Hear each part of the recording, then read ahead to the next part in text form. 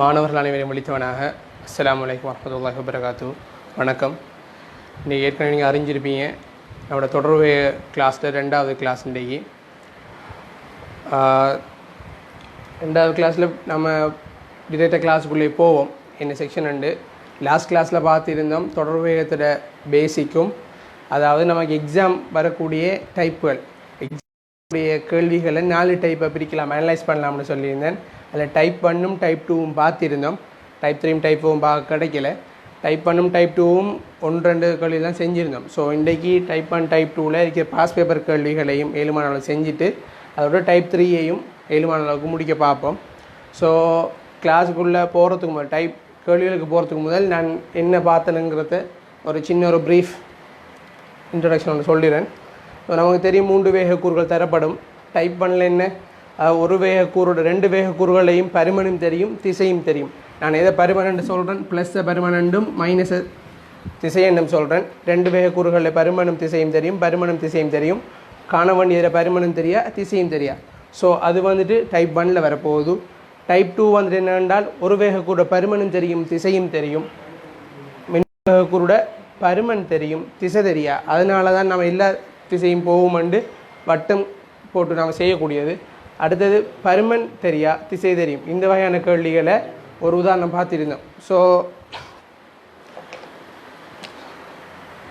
நாம் இன்றைக்கி டைப் 2வில் வரக்கூடிய பாஸ் பேப்பர் கேள்விகளை பார்க்கக்கூடிய மாதிரி இருக்கு.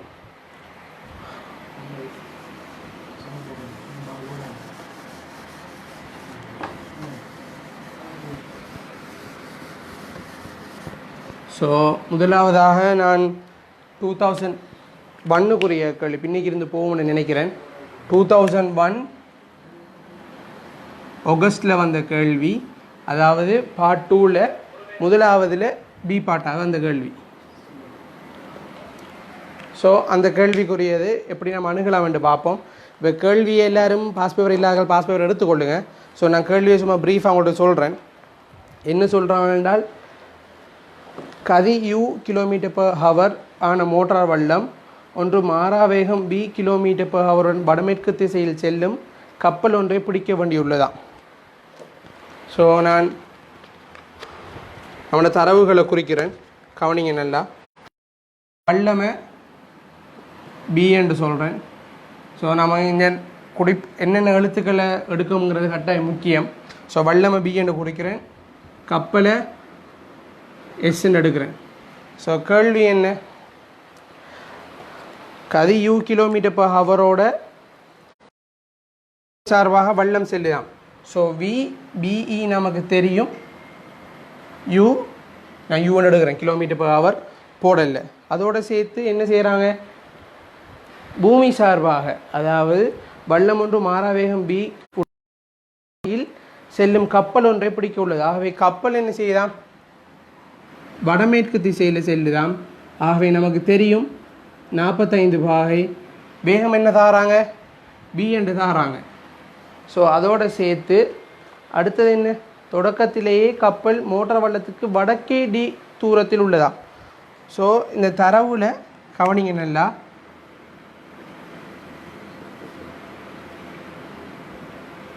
தொடக்கத்தில் என்ன செய்யுதாம், கப்பல் வந்துட்டு வல்லத்துக்கு, வல்லம் b என்று எடுக்கிறேன், கப்பல் எஸ் என்ன செய்யுது, வடக்கே d கிலோமீட்டர் தூரத்தில் இருக்குதாம். வேக முக்கோணியை வரைந்து கப்பலை பிடிப்பதற்கு மோட்டார் வல்லம் செல்ல வேண்டிய திசையை. ஸோ வல்லம் பிக்கு எஸ் வந்துட்டு கப்பல் வந்துட்டு வடக்கே இருக்காம். என்ன செய்யணும், இந்த கப்பலை பிடிக்கிறதுக்கு வல்லம் எப்படி போகணுங்கிறது தான் கேள்வி. வேக முக்கோணி நான் ஏற்கனவே வட்டம் வரைஞ்சி வச்சுக்கிறேன், ஏன்னா நம்ம 2வது மெத்தடில் செய்ய போகிறோம். ஸோ இது நம்ம எழுதினால் வழங்கும்னு நினைக்கிறேன். ஸோ நமக்கு என்ன தேவை, இவர் சார்பாக இவரை வேகத்தை அறிஞ்சோம் என்றால் என்ன செய்வோம், இவரை பிடிக்கிறதுக்கு என்ன செய்யலாம், d தூரத்தில் போனால் பிடிக்கலாமா இல்லையா. ஸோ நமக்கு மாட்டேட்டு சட்டமாக b இருக்க போகிறார். ஸோ நான் எழுதுகிறேன்,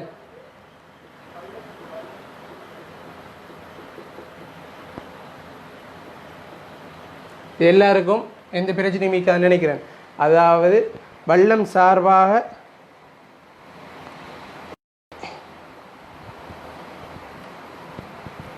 அதாவது எடுக்கணும். எல்லாருக்கும் வழங்கி நினைக்கிறேன். ஸோ நான் இங்கே எழுதணும் எஸ் சார்பாக பீட வேகமும் விபிஇ ப்ளஸ் விஇஎஸ் ஏனென்று வழங்கும். இப்போ இவரை நான் ஓய்வாக வச்சுட்டு கப்பலை தான் பிடிக்கணும். நம்ம மாட்டி எடுத்துட்டேன், கப்பலை பிடிக்கணும். ஆக இவரை என்ன செய்யணும், வடக்கு நோக்கி போகணும். ஆக இவரை மாட்டிட்டு சட்டம் எடுத்துட்டால் டி மேல் நோக்கி டி கிலோமீட்டர் தூரம் போகிறாரா இல்லையா? ஸோ நான் எழுதுறேன் கவனிங்க. இவர் விபிஇ நமக்கு தெரியும் என்ன யூ. ஸோ இவர் நமக்கு திசை தெரியா, ஆகவே இவர் திசை தெரியா. அடுத்தது என்ன இஎஸ். இஎஸ் என்றால் எப்படி வரப்போகுது, நம்ம எடுக்கிற திசையில் மாறின திசை 45 பாக. ஸோ இங்கே கவனிங்க. இப்போ இவரை பிடிக்கணும், இவரை திசை நமக்கு என்ன எப்படி காணலாம், இவரை ஓய்வாக்கினோம் என்றால் இவர் இயங்க வேண்டிய தூரம் இது திசை என்ன மேல் நோக்கி. நான் அதை ஒரு டபிள்யூ வேகம் எடுக்கிறேன். ஸோ டபிள்யூ வேகம் எடுக்கிறேன். ஸோ உங்களுக்கு வழங்கியிருக்கும் வல்லமை பிஎன் எடுக்கிறேன், கப்பலை மேசன் எடுத்து நமக்கு ஏற்ற மாதிரி கேள்விக்கு ஏற்ற மாதிரி நார்மல் டயக்ராம் ஒன்று வரைஞ்சிட்டேன். வரைஞ்சதுக்கு பிறகு இவர் வடக்கே டி கிலோமீட்டர் தூரத்தில் இருக்கார் கப்பல். ஆகவே கப்பல் என்ன செய்யணும், கப்பலை பிடிக்கணும் என்றால் இவர் எப்படி எந்த திசையில் போகணுமென்று கேட்குறான். ஸோ உங்களுக்கு தெரியும் இவர் என்ன செய்யார், இவரை ஓய்வாக்கினால் இவர் டிரெக்டாக மேல் நோக்கி போகலாம். ஆகவே நான் டிரெக்டாக இவரை நான் டபிள்யூ1 எடுக்கிறேன். ஸோ டபிள்யூ1 எடுத்து இவரில் போட்டேன். இப்போ நமக்கு என்ன கேள்வி, டபிள்யூவை காணணும். அது எப்படி காணலாம், வேக முக்கோணியை பயன்படுத்தி காணலாமா இல்லையா? ஸோ என்ன செய்ய போகிறேன், நான் இங்கே வட்டத்தை ஏற்கனவே வரைஞ்சிக்கிறேன் இந்த ஈஸிக்காக வேண்டி. ஸோ முதல்ல உங்களுக்கு தெரியும் இவர் தான் நமக்கு எதில் ஸ்டார்ட் பண்ணணும், திசையும் பரிமாணம் தெரிஞ்சு வரைஞ்சால் ஸ்டார்ட் பண்ணணும். ஸோ நான் ஸ்டார்ட் பண்ணுறேன்னு கவனிங்க. இவர்லேருந்து ஸ்டார்ட் பண்ணிட்டேன். வி இவர் என்ன கிடையாக 45 பாகை ஸ்டார்ட் பண்ணியாச்சு. இப்போ முதல் இவரை வரைஞ்சதுக்கு பிறகு என்ன செய்யணும், இவர் முடிவடைகிற இடத்துல இருந்து தான் இவரை மையமாக வச்சு நாம் என்ன செய்யணும், வட்டம் ஒன்று வரையணும். வரைஞ்சதுக்கு பிறகு அந்த வட்டத்தில் ஆரே தான் என்ன வரைக்க போகுது, நமக்கு யூவாக இருக்க போகுது. நான் ஏற்கனவே போன கிளாஸ் பார்த்தாக்களை தெரிஞ்சிருக்கும். அதாவது 2 காவிகள் ஏ பி அண்ட் இருக்க போகக்குள்ள இந்த சி என்னத்தை தரும், ஏயையும் பிஏயும் தரும். நான் போன கிளாஸ் சொன்னேன் நமக்கு இந்த ஏயும் சியும் தான் தெரியும், பி தெரியா, அதாவது இவரை திசை தெரியா. ஆகவே இவரையும் வச்சு தான் நான் என்ன செய்ய போகிறேன், இவர் எங்கால திசையில் போகிறாரு என்று காண போகிறேன். ஆகவே இவரே பிங்கிறவர் மையத்தை நோக்கி எப்போவும் இருக்க போகிறாரு, கிடையாகவோ அல்லது நிலைக்குத்தாக 45 பாகை. ஸோ அதை வரைஞ்சிட்டேன். அதுலேருந்து மையத்துலேருந்து வட்டம் வரைஞ்சிட்டேன். வட்டம் வரைஞ்சது பிறகு இவர திசை எனக்கு தேவை, ஆனால் இவர திசை எனக்கு தெரியா. ஸோ நான் இவர திசையை நான் எப்படி அறிய போகிறேன், இவர் மூலமாக அறிய போகிறேன். ஸோ ஸ்டார்டிங் பாயிண்ட்லேருந்து இவர் எப்படி வர போகிறார்,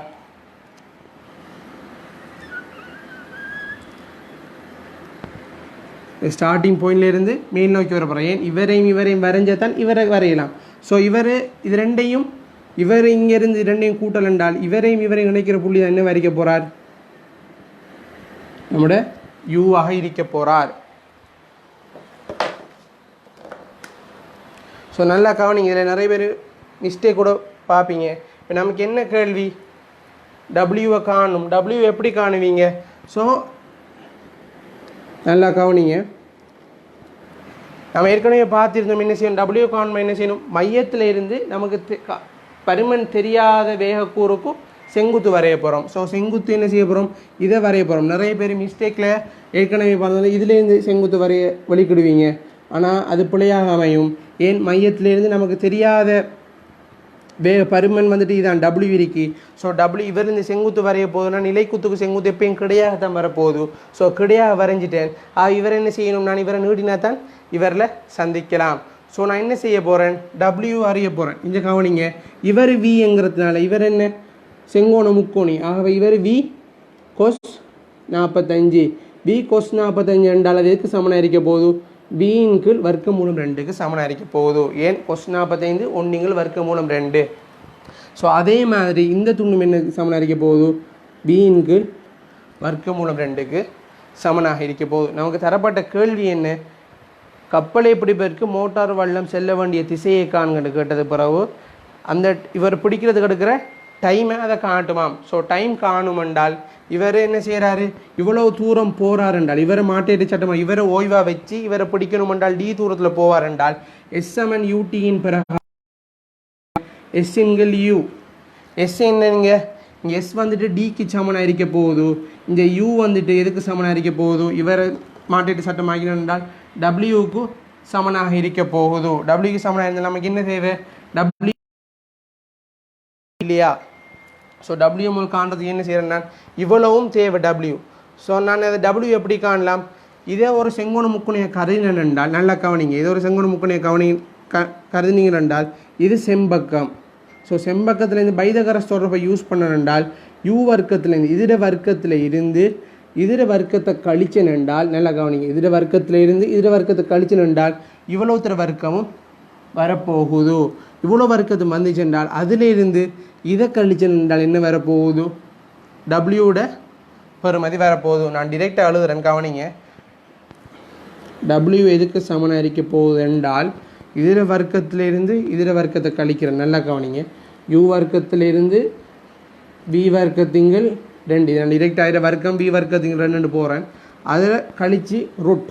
ஏன் அப்பானே பைதகரசின் தொடர்பாடு இதர வர்க்கம் மைனஸ் இதர வர்க்கத்தை ரூட் எடுத்தால் தான் இவ்வளோ துண்டும் வரப்போகுது. இவ்வளோ துண்டும் வந்துச்சுன்னா நமக்கு எனக்கு தேவை இவ்வளோ துண்டும், ஏன் டபிள்யூ இவ்வளவும் தான். ஸோ இவ்வளோ காணது என்ன செய்யப்படும், இதில் இருந்து இவ்வளோத்தையும் கழிச்சுனா என்ன வரப்போகுது, எனக்கு டபிள்யூ வரப்போகுது.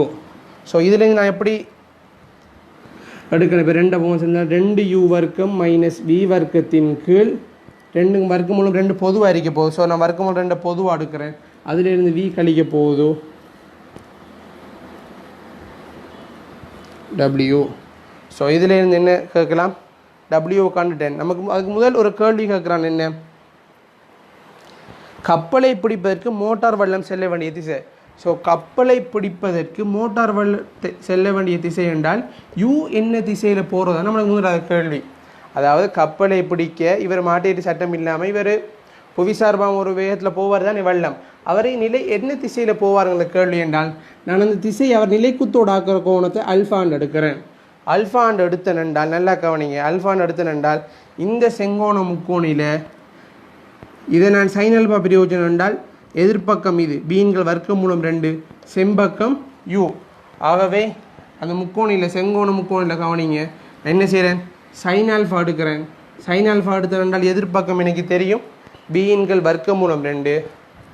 ஸோ வீன்கள் வர்க்கம் மூலம் 2 போகிறேன், கீழுக்கு செம்பக்கம் என்ன, செம்பக்கம் யூ. ஸோ யூவை இங்கே போட போகல, பீன் கீழ் வர்க்கம் மூலம் 2 யூ கொண்டு வரப்போகுது சைன் அல்ஃபா. ஆகவே அல்ஃபா சமன் சைன் இன்வர்ஸ் பியின் கீழ் வர்க்கமூலம் 2u. ஸோ அதில் முதலாவது கேள்விக்குரிய ஆன்சர் வந்துட்டு என்ன, கப்பலை பிடிப்பதற்கு மோட்டார் வல்லம் செல்ல வேண்டிய திசையை காண்கண்டு அல்ஃபா காண்டம். அல்ஃபாங்கிற நிலைக்குத்து. ஸோ நீங்கள் எழுத வேண்டிய ஆன்சர் எப்படி என்றால் நிலைக்குத்தோட அல்ஃபா கோணம், அதாவது சைன் இன்வர்ஸ் பியின் கீழ் வர்க்கமூலம் 2u என்ற கோணத்தோட அது ஆக்கும் என்று எழுதுவீங்க.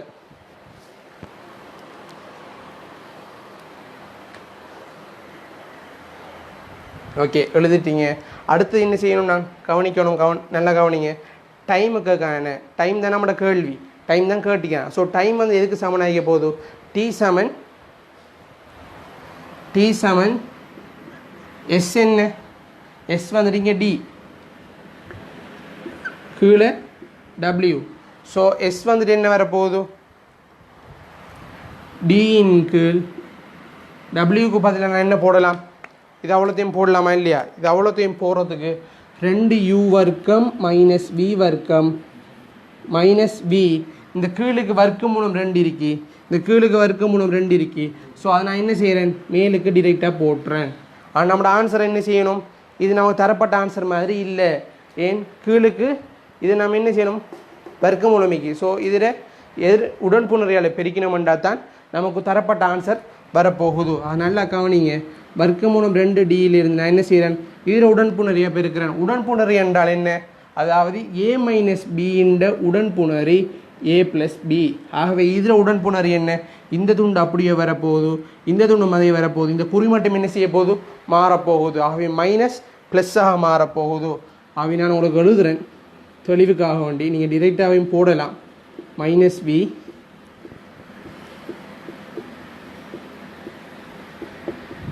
ஸோ என்ன செய்யணும்னா கீழுக்கு ஒன்றால் பெருக்க போகல, என்ன செய்யணும், மேலுக்கும் அதே இது உருவாக்கம் செய்யணும்.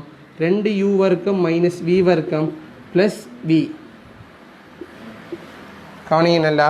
ஸோ இங்கே தரப்பட்ட ஆன்சரில் இது உருவாக்கம் செஞ்சிட்டோம், இதுவும் வந்துட்டு. ஸோ இது என்ன ஃபார்மேட்டில் இருக்கு, அதாவது இது ஏ என்றால் ஏ மைனஸ் பி, இது ஏ ப்ளஸ் பி ஃபார்மேட்டில் இருக்கு. ஸோ நான் இது என்ன செய்கிறேன், எழுத போக்கில் கவனிங்க நல்லா. வர்க்க மூலம் 2D அப்படியே வரப்போகுது, மேலுக்கு 2u வர்க்கம் மைனஸ் v வர்க்கம் ப்ளஸ் v என்று வரப்போகுது,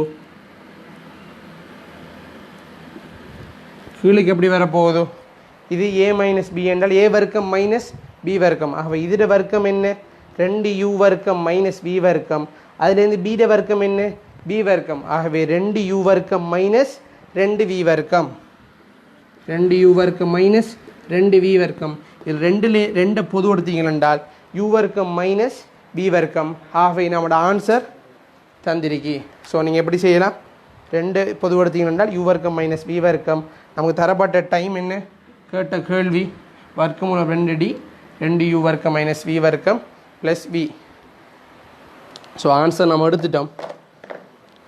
ஸோ எல்லாருக்கும் வழங்கி நினைக்கிறேன்.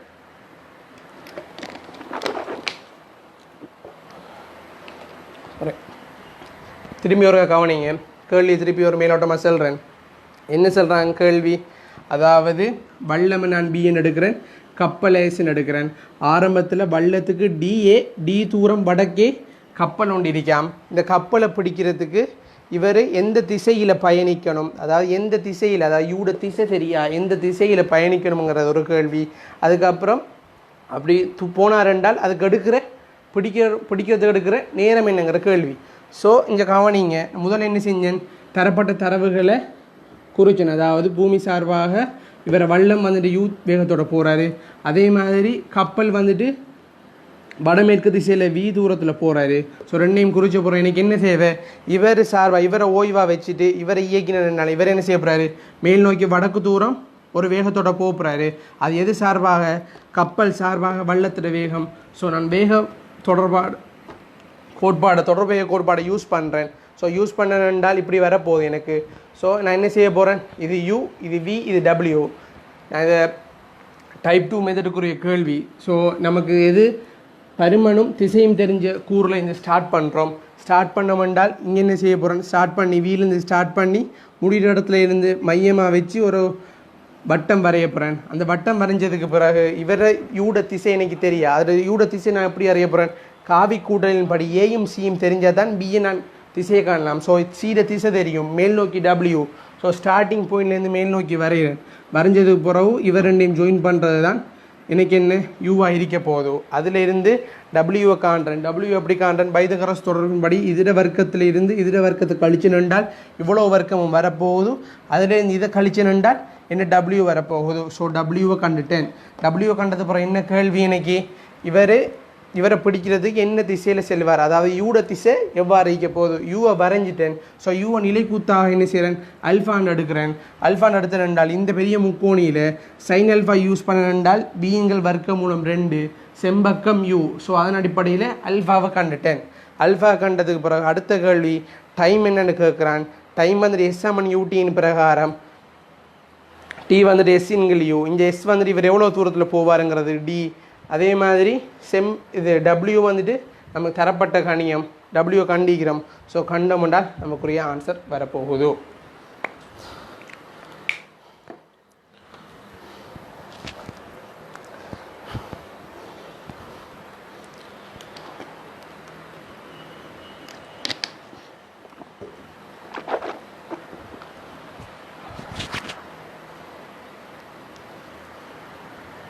ஸோ இதில் யாருக்கும் டவுட் இருக்கான்னு நினைக்கிறேன்.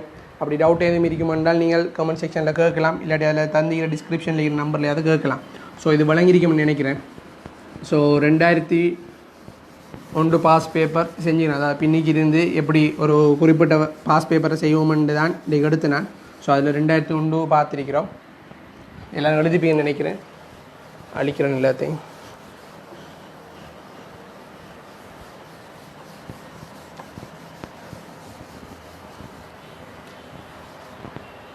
எனக்கு இதுவும் தேவையில்லை, வட்டம் தேவைங்கிறதுனால நான் வச்சுருந்தேன். நான் அநேகமாக டைப் 2க்குரிய கேள்வி தான் பார்க்க போகிறோம். டைப் 2 முடிஞ்சதுக்கு பிறகு தான் டைப் 3க்கு போவோம். ஸோ டைப் 2ல் இருக்கிறக்கூடிய அதனால் வட்டம் இருக்கட்டும், என்ன வட்டம் தேவை. ஸோ இது தலைப்பும் தேவையில்லை, எல்லாருக்கும் என்ன தலைப்பு படிக்க வேண்டும் தெரியும்.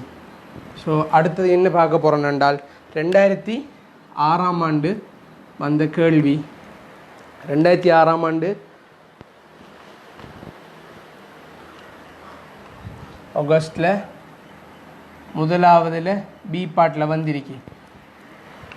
ஸோ எப்பயும் இது பார்ட் 2ல், அதாவது அப்ளைட் மெத்ஸில் வரக்கூடியதில் முதலாவது கேள்வியில் ஏ பாட்டாகவோ இல்லாட்டி பி பாட்டாகவோ கட்டாயம் வரும். ஸோ அந்த அடிப்படையில் 2006ஆம் ஆண்டு முதலாவதில் பி பாட்டை வந்திருக்கு. ஸோ நான் கேள்வியை வாசி, எல்லாரும் கையிலையும் பாஸ் பேப்பர் இருக்கும்னு நினைக்கிறேன். கேள்வியை வாசித்து தரவையும் எடுக்கிறேன்.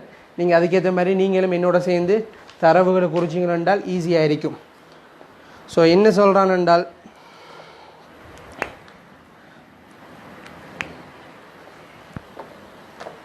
கவனிங்க, டி மீட்டர் இடைத்தூரத்தில் உள்ள ஒரு ஆறாம், அந்த ஆறு வந்து நான் கேள்வியிட்ட சம்மரி சொல்கிறேன். அந்த ஆறு வந்துட்டு யூ என்கிற வேகத்தோடு ஓடிக்கொண்டிருக்கி. ஸோ ஆறை நான் 6 W வேண்டும். அடுத்தது என்ன, படகு இருக்கு. ஸோ படகு பி என்றும் எடுக்கிறேன். எடுத்ததுக்கு பிறகு என்ன சொல்கிறாரு என்றால், இவர் ஏ பிங்கிற புள்ளி இருக்கான். அதை கவனிங்க, அதில் நான் வாசியதை உங்களுக்கு விளங்கும். அதாவது டி மீட்டர் இடைத்தூரத்தில் இருக்கும் இரு நேர் சமாந்தர கரைகளுடைய ஒரு ஆற்றில் நீர் மாறா வேகம் UMS-1 பாய்கிறது. அதை தான் முதல் குறிச்சிக்கிறேன். முதலாவது வசனத்தை இதில் குறிச்சிக்கிறேன் 6. ஸோ அவர் என்ன, பூமி சார்பாக யூ வேகத்தோடு அவர் பாஞ்சு கொண்டிருக்காரு. அதோடு சேர்த்த மாதிரி நீர் தொடர்பாக கதி 2UMS-1 செல்கின்ற படகு ஒன்று கரையில் உள்ள புள்ளி ஏயிலிருந்து மற்ற கரையில் உள்ள புள்ளி பிக்கு செல்வதற்கும் அதே மாதிரி திரும்பி வருவதற்கும் வர வேண்டியிருக்கான். அதாவது இந்த கரையிலிருந்து இந்த கரைக்கு போய் அதே மாதிரி திருப்பி ரிட்டர்ன் வாரத்துக்கு இருக்கக்கூடிய மாதிரி இருக்கான். ஸோ அந்த ஏபிங்கிற புள்ளி என்ன செய்யுதாம், இவரை இயங்குகிற திசையோட 6 இயங்குகிற திசையோட அல்ஃபா கோணத்தாக்குதாம். எனவே 6 இயங்குகிற திசையை நான் வலப்பக்கம் அடுத்துகிறேன். ஸோ இது 6 இயங்குகிற திசையோட அல்ஃபா கோணம் என்றால், ஸோ இந்த திசையோட அல்ஃபா கோணம். ஸோ இந்த அல்ஃபா இதாக இருக்க போகுது. ஸோ நான் தரப்பட்ட தரவுகளை குறிக்கிறேன். 6 பூமி சார்பான வேகம் யூ. இவர் என்ன செய்கிறாரு, 6 சார்பாக போட் போகக்கூடிய வேகம் வந்துட்டு 2U ஆம். ஸோ இவரை திசை தெரியா. ஸோ இவர் தான் நம்மளுக்கு திசை தெரியாத கணியமாக வரப்போகிறார். அதே மாதிரி நல்லா கவனிங்க, இவர் என்ன செய்ய போகிறார், ஏலேருந்து பிக்கு போய் பியிலிருந்து ஏக்கும் திருப்பி ரிட்டர்ன் வரப்போகிறார். அதனால தான் அவருக்கு என்ன செய்ய போகுது, ஒரு பூமி சார்பான ஒரு வேகம் இருக்க போகுது. நீங்கள் நல்லா யோசிக்கலாம். எப்படி என்றால், இப்போ இவர் இங்கே மிக குறுகிய தூரம், இப்போ ஏயிலிருந்து பிக்கு ஒரு கரையிலேருந்து அடுத்த கரைக்கு மிக குறுகிய தூரத்தில் அவர் அடைய போகிறார் என்றால், மிக குறுகிய தூரம் என்றால் நமக்கு எப்படின்னு தெரியும், செங்குத்து தூரமாக தெரிக்கணும். அதாவது இவரே டிரெக்டாக இப்படி போகணும் என்றால் இது நம்ம என்ன செய்யற 6 இங்கே தள்ளி கொண்டிருக்கா. இவர் நேராக போனார் என்ன செய்வார், நேராக போக சாத்தியம் இருக்காது. எனவே இவர் இதால் போனால் தான், கொஞ்சம் ஒரு சாய்வாக போனால் தான் என்ன செய்ய போகுது, இங்கால மாறப்போகுது. இங்கால மாற போகிறதுனால கொஞ்சம் விட்டு நேரான மிக கிட்டிய தூரத்துக்கு இவரை அழைக்க போகிறாரு. ஸோ நல்லா கவனிங்க. அடுத்தது என்ன, எனக்கு தேவை வந்துட்டு பீட, அதாவது நான் போகக்குள்ள எக்ஸ் என்றும் வரப்போக்குள்ள y என்னும் எடுக்கிறேன். ஸோ அந்த கோணம் அல்ஃபாண்டு தரவுல தந்திருக்கிறான். தரப்பட்ட கணியங்கள் எல்லாத்தையும் குறிச்சிட்டேன். அதாவது சமாந்தர கரைகள் டி இடைத்தூரம் 6 வந்துட்டு யூ வேகத்தோட பயணிக்குது, 2U எனும் வேகத்தோட. அதாவது டைப் 2 கேள்விகள் ஏன் நான் ஆரம்பத்தில் சொல்லிப்பேன் நினைக்கிறேன். டைப் 2 கேள்வியில் வந்துட்டு நம்ம திசை தெரியா, அதாவது குறிப்பிட்ட பருமனும் திசையும் தெரிஞ்சு ஸ்டார்ட் பண்ணி போட்டு அந்த வேகத்தை விட நமக்கு பருமன் திசை தெரியாத வரை எப்பயும் பெருசாக இருப்பார். அதாவது இந்த இதில் யூவும் வியும் இருப்பார் என்றால் இந்த யூ வந்துட்டு எப்பயும் வியை விட பெருசாக இருப்பார். அதனால தான் என்ன செய்கிறோம் என்றால், யூவை வரைஞ்சதுக்கு பிறகு அதாவது வியை வரைஞ்சதுக்கு பிறகு இதை மையமாக வச்சு வட்டம் வரைகிறோம் தானே, அந்த வட்டம் இவரை விட பெருசாக இருக்கிறதுக்கு காரணம் என்னவென்றால், இவரை விட பருமன் பெரிது. அதனால தான் என்ன செய்யுது, இவரை இந்த தூரத்தை இந்த லென்த்தை விட இவர் ஆரை பெருசாக இருக்க போகுது. அதனால தான் இந்த கன்செப்ட். ஆகவே இந்த கன்செப்ட் எல்லாம் தெரிஞ்சுக்கணும்னு நினைக்கிறேன். ஸோ அதை ஒரு நான் ரிமைண்ட் பண்ணுறேன். ரிமைண்ட் பண்ணி போட்டு ஏன் அதை ரிமைண்ட் பண்ணால் இங்கே யூ 2u வந்து டிரெக்டாகவே தந்திருக்கிறான். வளமையாக யூவி என்று தந்தால் வி பெரிது என்று நமக்கு சமநிலையை தந்திருப்பான். ஸோ அதனால் எந்த பிரச்சனையும் இல்லை. ஸோ இங்கே 2u அது xy என்று தந்திக்கிறான். ஸோ கவனிங்க, அடுத்த கேள்வி என்ன செய்கிறான்? ஏபியான ஆட்டோட்டத்துக்கு எதிரான திசையிலும் ஒரு குறித்த கூங்கோணம் அல்ஃபாவை ஆக்கியாச்சு. அதை நான் குறித்து வச்சுட்டேன். ஸோ அதன் அடிப்படையில் என்ன செய்கிறாங்கன்னா, மற்றோடு ஏயிலிருந்து பிக்கு செல்வதற்கான நேரம் பியிலிருந்து ஏற்கு செல்வத நேரத்தில் 2 மடங்கு ஆகும். அடுத்த ஒரு தரவு தாராங்க. எப்படி? ஏயிலிருந்து பிக்கு வல்லம், அதாவது படகு செல்றதுக்கு எடுக்கிற டைம் வந்துட்டு அடுத்த தரவு தாராங்க. டி வந்துட்டு ஏயிலேருந்து பிக்கு செல்கிற டைம் வந்துட்டு 2 மடங்காம் பியிலேருந்து ஏக்கு ரிட்டர்ன் வாரத்துக்கு. ஸோ இவர் நமக்கு ஏதோ ஒரு விதத்தில் உதவ போகிறார். அதனால தான் தந்திருக்காங்க. ஸோ அதன் அடிப்படையில் என்ன செய்கிறாங்க, ஏயிலேருந்து பிக்கு திருப்பி வர பயணம் வேக முக்கோணியை வரையட்டாம். வேக முக்கோணியை வரைஞ்சதுக்கு பிறகு நமக்கு தரப்படி வந்து 2 கேள்வி தந்திக்காங்க. நம்ம காட்ட வேண்டியதை நமக்கு என்னத்தை காட்டணுமோ அதை நம்ம செஞ்சோம்னால் சரியாக இருக்கும்.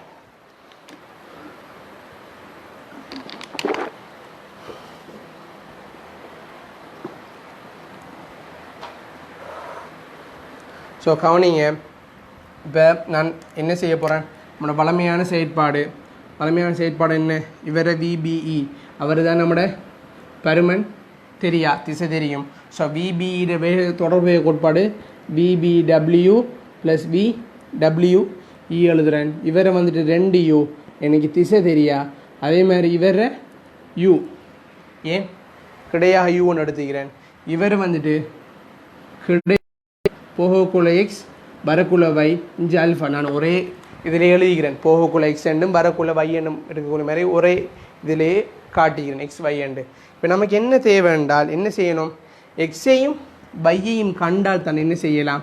இது ஒரு டி என்றால் நான் இந்த தூரத்தை ஒரு டீடேஷன் எடுக்கிறேன். அதாவது இந்த ஏபிங்கிற தூரத்தை ஏபியை ஒரு டீடேஷன் எடுக்கிறேன். இந்த துண்டை டீடேஷன் எடுக்கிறேன். ஸோ அந்த அடிப்படையில் இங்கேருந்து போக எடுக்கிற டைம் என்ன, நான் முதல் செஞ்ச மாதிரி எஸ்எம்என் யூடியின் பிரகாரம் டி வந்துட்டு டீக்குரிய தொடர்பு தெரியும். ஸோ இதில் வச்சு தான் என்ன செய்ய போகிறேன், எக்ஸையும் வையையும் வச்சு நமக்கு காட்ட வேண்டிய சைன் அல்ஃபாங்கிற பெறுமதியும் அந்த எக்ஸையும் வைடையும் கேட்ட கேள்விகளுக்கு நான் அணுக போகிறேன்.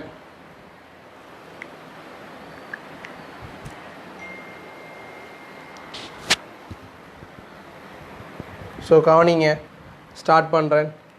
யூ வந்துட்டு என்ன செய்ய போகிறோம், மையத்தை யூ வந்துட்டு. ஸோ யூ வந்ததுக்கு பிறகு என்ன செய்ய போகிறேன், இவர திசை எனக்கு தெரியா. ஸோ இவரை திசையை நான் எப்படி அறிய போகிறேன், இவர் மூலமாகத்தான் அறிய போகிறேன். ஸோ ஸ்டார்டிங் பாயிண்டில் இருந்து இவர் என்ன செய்ய போகிறாரு, கிடையாக அல்ஃபா கோணம் தைக்க போகிறாரு. ஸோ கட்டாயம் இது இப்படித்தான் வரப்போகுது, கிடையோட அல்ஃபா கோணம். ஸோ இது எது எக்ஸ் எது வையண்டு எப்படி காண போகிறோன்னு பார்ப்போம். அதாவது இங்கே யூ என்றால் அடுத்தது என்ன, 2u வந்துட்டு எப்படியும் இது இங்கே ஸ்டார்ட் பண்ணி அடுத்து இங்கே புள்ளி ஸ்டார்ட் பண்ணணும். ஆக இதோட முடிக்கணும். ஸோ 2u இப்படி இருக்க போகிறார். 2u இப்படி இருந்தோம்னால் இவர் இந்த திசையாக இருக்க போகிறார் விளையுள். அதாவது ரெண்டுடையும் கூட்டல் யூவையும் 2uவையும் கூட்டும்போது இந்த துண்டு வரப்போகுது. அந்த துண்டு நமக்கு என்ன தெரியும், எக்ஸ் என்று தெரியும். அதே மாதிரி இஞ்சால் எடுத்து நின்றால் இது 2u, அதை எடுத்து நின்றால் இங்கே பை என்று வரப்போகுது. எப்படி எடுக்கிறேன் விளங்கியிருக்கும். கவனிங்க இன்னொருதா, யூவை வரைஞ்சிட்டேன். வரைஞ்சதுக்கு பிறகு இவரை திசை தெரியா. எனக்கு திசை தெரியாங்கிறதுனால நான் என்ன செய்ய போகிறேன், இவரை நம்மளோட 2ஐயும் கூட்டி வார விட இவரை வச்சு இவரை அறிய போகிறேன். ஸோ இவர் வந்துட்டு கிடையோட அல்ஃபா கோணத்தை ஆக்குறாரு. ஸோ கிடையோட அல்ஃபா கோணம் என்றால் இங்கால திசையில் தான் வரப்போகுது. ஸோ இவர் ஸ்டார்டிங் இவர் எண்டிங் என்றால் ஸ்டார்ட் பண்ணி இவர் முடிஞ்சதுலேருந்து இவர் என்ன செய்வார், நம்மளோட வேக முக்கோணியை முடிக்க போகிறார். ஸோ 2u இங்கால வரப்போகுது, அடுத்த 2u இங்கால வரப்போகுது. இது அல்ஃபா என்றால் இதுவும் அல்ஃபா. ஸோ என்ன செய்யணும், நமக்கு அடுத்த கேள்வி மையத்தில் இருந்து நம்ம காண வேண்டியதுக்கு செங்குத்து வரையணும். ஸோ செங்குத்து வரைகிறதுக்கு நல்லா கவனிங்க, இது வரைஞ்சிட்டேன். ஸோ இவர் யூ என்றால் இந்த செங்கோண முக்கோணில் இவர் யூ என்றால் செம்பக்கம் யூ என்றால் இந்த துண்டு என்ன வரப்போகுது எனக்கு யூ கொஸ் அல்ஃபாண்டு வரப்போகுது இந்த துண்டு ஏன் இதை இங்கெல்லாம் மடிக்கிறேன் யூ கொஸ் அல்ஃபாண்டும் இங்கே இவர் வந்துட்டு வர போகிறாரு யூ சைன் ஆல்ஃபாண்டும் நல்லா கவனிங்க யூ கொஸ் அல்ஃபாண்டும் யூ சைன் ஆல்ஃபாண்டும் வரப்போகுது எப்படி வரப்போகுது இவரை இங்கெல்லாம் மடிக்கிறதால ஸோ எனக்கு என்ன தேவை எக்ஸையும் வையையும் நான் காணும் எக்ஸையும் வையையும் காண்றதுக்கு எப்படி காணுவேன் நல்லா கவனிங்க இப்போ இதில் இந்த முக்கோணி எடுக்கிறேன் அதாவது இதை செம்பக்கம் இது ரெண்டும் மற்ற ரெண்டு பக்கங்களும் ஸோ இதை எடுத்தனென்றால் பைதகரஸ் தேற்றத்தின்படி இதர வர்க்கத்திலிருந்து இதர வர்க்கத்தை கழிச்சனென்றால் என்ன வரப்போகுது இன்றைக்கி இவ்வளோத்துல வர்க்கம் வரப்போகுது நல்லா கவனிங்க இந்த முக்கோணி எடுத்தனென்றால் நான் அது பேர் ஒன்றும் குறிப்பிடலை ஃபஸ்ட் இதில் பேரெல்லாம் குறிப்பிட்டு எடுத்தேன் அது ஒன்றும் தேவையில்லை கொஞ்சம் நம்ம ஃபாஸ்ட்டாக அடிக்கணுங்கிறதுக்காண்டி அதை எல்லாத்தையும் நான் ஒமிட் பண்ணுறேன் ஸோ இதை பார்த்த உடனே உங்களுக்கு வழங்கும் இது செம்பக்கத்தில் இதர வர்க்கத்தில் இருந்து இதர வர்க்கத்தை கழிச்சனென்றால் எனக்கு இந்த துண்டு வரப்போகுது நல்லா கவனிங்க இந்த துண்டு வந்தால் இந்த வை என்ன இந்த வை வந்து இதான் ஸ்டார்டிங் பாயிண்ட் ஸோ இந்த வை இவ்வளவு ஸோ இதில் இருந்து நான் என்ன செய்யணும் கூட்டினா தான் இந்த வை வரப்போகுது சரியே அதே மாதிரி இந்த முக்கோணி எடுத்தீங்களென்றால் இதில் இருந்து இந்த யூ சைன் அல்ஃபா வர்க்கத்தில் கழிச்சிங்களென்றால் இவ்வளோ துண்டும் வரப்போகுது ஸோ என்ன செய்ய போகிறேன் எக்ஸ் எனக்கு இவ்வளவும் ஸோ இதில் இருந்து இந்த யூ கோஸ் அல்ஃபா கழிச்சு எனக்கு எக்ஸ் வரப்போகுது ஆகவே நான் டிரெக்டாக எழுதுகிறேன் எக்ஸை எப்படி எழுதுகிறேன் அதாவது இதர வர்க்கத்திலிருந்து 4u வர்க்கத்திலிருந்து கழிக்கிற எண்ணத்தை யூ வர்க்கம் சைன் வர்க்கம் அல்ஃபாவை கழிச்சு போட்டு வர்க்கிச்சு கழிச்சனென்றால் இவ்வளோ தூரமும் வரப்போகுது அதுலேருந்து எனக்கு எக்ஸ் தேவை இவ்வளவும் இது என்ன செய்ய போகுது யூ கொஸ் அல்ஃபா கழிக்க போகுது அதே மாதிரி வைக்கு என்ன செய்ய போகுது அதே இது யூ கொஸ் அல்ஃபா கூட்டுப்பட போகுது 4u வர்க்கம் மைனஸ் யூ வர்க்கம் சைன் வர்க்கம் அல்ஃபா ஸோ இது பழங்கிக்கு நினைக்கிறேன் எக்ஸையும் வையையும் கண்டுட்டோம் நமக்கு அடுத்தது என்ன கேள்வி சைன் அல்ஃபாவை காண சொல்லி கேட்டிக்கிறான் சைன் அல்ஃபா காண்றதுக்கு நமக்கு ஒரு தொடர்பு தந்திக்கிறான் என்ன டி அதாவது ஏலேருந்து பிக்கு செல்றது டைம் வந்துட்டு பியிலேருந்து ஏக்கு ரிட்டர்ன் ஆகிற டைம்ட 2 மடங்காம் ஸோ நான் என்ன அதாவது டி ஏலேருந்து டைம் வந்துட்டு 2 டி பியிலேருந்து ஏக்கான டைமுக்கு சமனாக இருக்க போகுது ஸோ ஏ டு பி எப்படின்னு எழுதலாம் எஸ்எம்என் யூடியின் பிரகாரம் எஸ்எம்என் யூடியின் படி திருப்பி சொல்கிறேன் T7 என்ன எஸ்இன்கள் யூ எஸ் வந்துட்டு என்ன இந்த தூரம் அதை நான் டி டேஷன் எடுக்கிறேன் ஸோ டி டேஷின்கு எக்ஸமன் 2 இன்ட்டு டி டேஷின்கு பை ஏன் ஏலேருந்து பிக்கு போகல இந்த வேகம் வந்துட்டு எக்ஸ் பியிலேருந்து ஏக்கு வர போகிற இந்த வேகம் என்ன பையாக இருக்க போகுது ஏன் வேகம் 2 மாறப்போகுது தூரத்துலேருந்து மாற்றவும் இல்லை ஸோ டி டேஷும் போயிடும் y சமன் 2x என்கிற தொடர்பு எனக்கு வரப்போகுது y சமன் 2x என்கிற தொடர்பு வந்தது பிறகு நான் அதை என்ன செய்யணும் இந்த y வந்துட்டு 2x இதாக இருக்க போகுது ஸோ என்ன செய்ய போகிறேன் நான் விரித்து எழுதுகிறேன் y வந்துட்டு 4u வர்க்கம் மைனஸ் u வர்க்கம் சைன் வர்க்கம் அல்ஃபா ப்ளஸ் யூ கொஸ் அல்ஃபா அது வந்துட்டு எதுக்கு சமனாக இருக்க போதாம் எக்ஸிட 2 மடங்கு ஆகவே எக்ஸிட ஒவ்வொரு கணியமும் 2ஆல் பெருக்கப்பட போகுது ஆகவே 2 இன்ட்டு 4u வர்க்கம் மைனஸ் யூ வர்க்கம் சைன் வர்க்கம் அல்ஃபா மைனஸ் 2u கொஸ் அல்ஃபா ஆகவே என்ன செய்கிறேன் இந்த நமக்கு தேவை வந்துட்டு இவரும் ஒரு கணியம் என்ன அதாவது இது எவ்வளோ எக்ஸ்ன்னு எடுத்துனால் இதுவும் எக்ஸ் இஞ்சால் எக்ஸ் இருக்கி இஞ்சால் 2x இருக்கு அதே மாதிரி இஞ்சால் யூ கொஸ் அல்ஃபா இவர் ஒரு y என்றால் இவர் ஒரு y அதாவது இங்கே ஒரு y இருக்கி இங்கே 2 y இருக்கி ஆகவே இவர் உண்டு ஸோ நான் என்ன செய்கிறேன் இந்த யூ கொஸ் அல்ஃபா இஞ்சால் வச்சுட்டு 2 யூ கொஸ் அல்ஃபாவை இஞ்சால் கொண்டு வரேன் ஆகவே 3 யூ கொஸ் அல்ஃபா நல்லா கவனிங்க இவர் வந்துட்டு 2 இருக்கார் அதாவது 2x இருக்கார் இந்த ஒரு எக்ஸை கழிச்சேன் நான் எக்ஸ் இந்த எக்ஸை எடுக்கலை நல்லா கவனிச்சுக்கோங்க அது எக்ஸ் வர உங்களுக்கு லேஸாக விளங்கணுங்கிறதுக்காக வேண்டி சில ஆக்கள் இப்போ எல்லாம் ஃபுல்லாக ரொட்டுக்குள்ளே நெருக்கி அது கொஞ்சம் கன்ஃபியூஸ் ஆவீங்க அது இந்த கணியம் தான் இஞ்சரிக்கிறதுக்காக வேண்டி அடையாளப்படுத்துறதுக்காக வேண்டி ஒரு எக்ஸ் மாதிரி யோசனைன்னா இந்த 2x இருந்து இதை எக்ஸ் சமன்பாட்டுக்கு அங்கே கொண்டு வர போகல கழிப்பட போகுது. ஆகவே என்ன வரப்போகுது 4u வர்க்கம் மைனஸ் u வர்க்கம் சைன் வர்க்கம் ஆல்ஃபா ஆண்டு ரூட்டுக்குள்ளே வரப்போகுது. ஸோ நான் என்ன செய்கிறேன், இந்த ரூட்டை இல்லத்தாகிறது என்ன செய்கிறேன், சமன்பாட்டை 2 பக்கமும் வர்க்கிக்கேன். வர்க்கிச்சின் என்றால் 9u வர்க்கம் கொஸ் வர்க்கம் அல்ஃபா சமன் 4u வர்க்கம் மைனஸ் u வர்க்கம் சைன் வர்க்கம் அல்ஃபா. ஸோ u வந்துட்டு 0க்கு சமன் இல்லை. ஸோ u வந்துட்டு 0க்கு சமன் இல்லைங்கிறதுனால நான் என்ன செய்யலாம், யூவை எல்லாத்துலேயும் இருந்தும் வெட்டலாம். ஸோ வெட்டின என்றால் எனக்கு என்ன வரப்போகுது, 9 கொஸ் வர்க்கம் அல்ஃபா சமன் 4 மைனஸ் சைன் வர்க்கம் அல்ஃபா. எனக்கு தெரியும் கேள்வி சைன் அல்ஃபாவை காணும். நான் என்ன செய்யணும், ஆகவே கொஸ்டில் இருக்கிறதுனா சைனுக்கு மாற்றணும். எனக்கு தெரியும் கொஸ் வர்க்கம் அல்ஃபாவையும் சைன் வர்க்கம் அல்ஃபாவையும் கூட்டினால் ஒன்றுங்கிறதுனால இந்த கொஸ் வர்க்கம் அல்ஃபாவுக்கு நான் டிரெக்டாக பிரதிடுறேன். கவனிங்க, 9 1 மைனஸ் சைன் வர்க்கம் அல்ஃபா சமன் 4 மைனஸ் சைன் வர்க்கம் அல்ஃபா. ஆகவே இதை எப்படி எழுதலாம், 9 மைனஸ் 9 சைன் வர்க்கம் அல்ஃபா சமன் 4 மைனஸ் சைன் வர்க்கம் அல்ஃபா. ஸோ இந்த மைனஸ் 9 வந்துட்டு இங்கால கொண்டு போகல 8 சைன் வர்க்கம் அல்ஃபா ஆண்டு வரப்போகுது. அதே மாதிரி 9லேருந்து 4 கழிவுள்ள 5 வரப்போகுது. ஆகவே சைன் வர்க்கம் அல்ஃபா வந்துட்டு 5/8 என்றும் சைன் அல்ஃபா சமன் 5/8 ரூட்டாகவும் இருக்க போகுது. ஸோ நம்மளோட கேட்ட கேள்வி முதலாவது கேள்வியை நாம் செஞ்சிட்டோம்.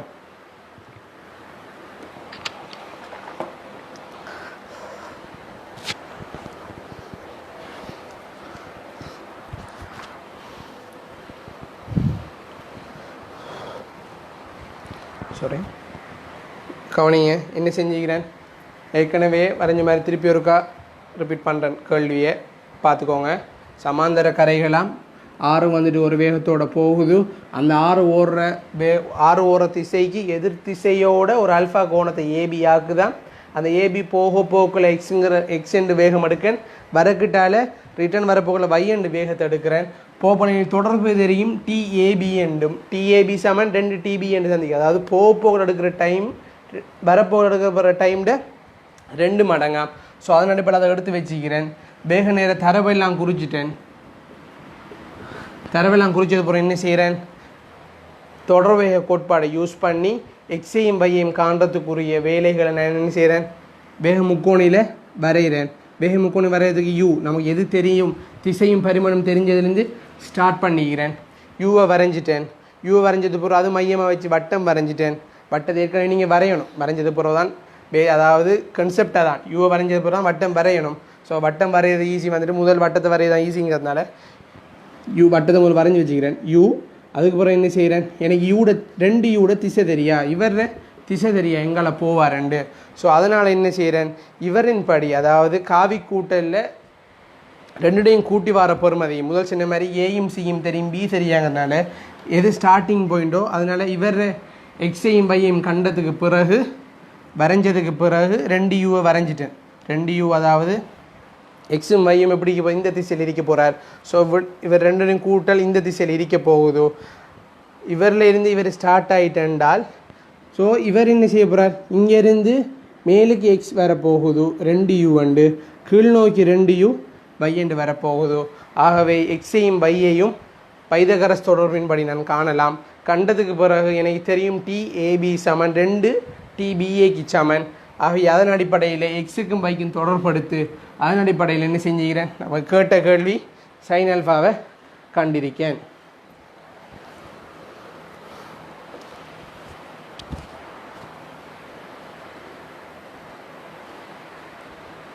ஸோ கேள்வி இன்னும் முடியலை. தேவையில்லாத பாட்டுகளை அழிக்கிறேன், எழுதிப்பீங்கன்னு நினைக்கிறேன். ஸோ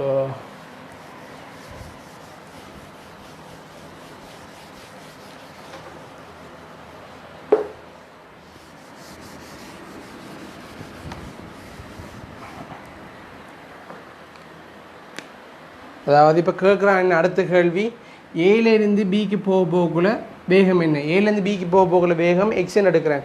எக்ஸ் உங்களுக்கு தெரியும், நான் முதல் எழுதியிருந்தேன், அழிச்சிட்டேன், பரவாயில்லை, திருப்பி எழுதுறேன். 4 யூ வர்க்கம் மைனஸ் யூ வர்க்கம் சைன் வர்க்கம் அல்ஃபாவில் இருந்து கழிக்கணும் யூ கொஸ் அல்ஃபாவை.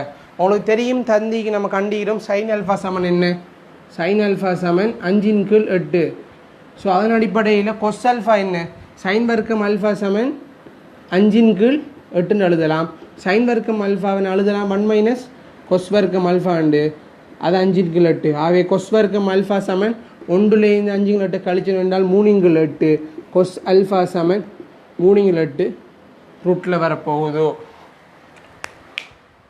இதை எழுதி வச்சுக்கிறேன். நீங்கள் இதை இவ்வளோ செஞ்சு பார்க்கவும் தேவையில்லை.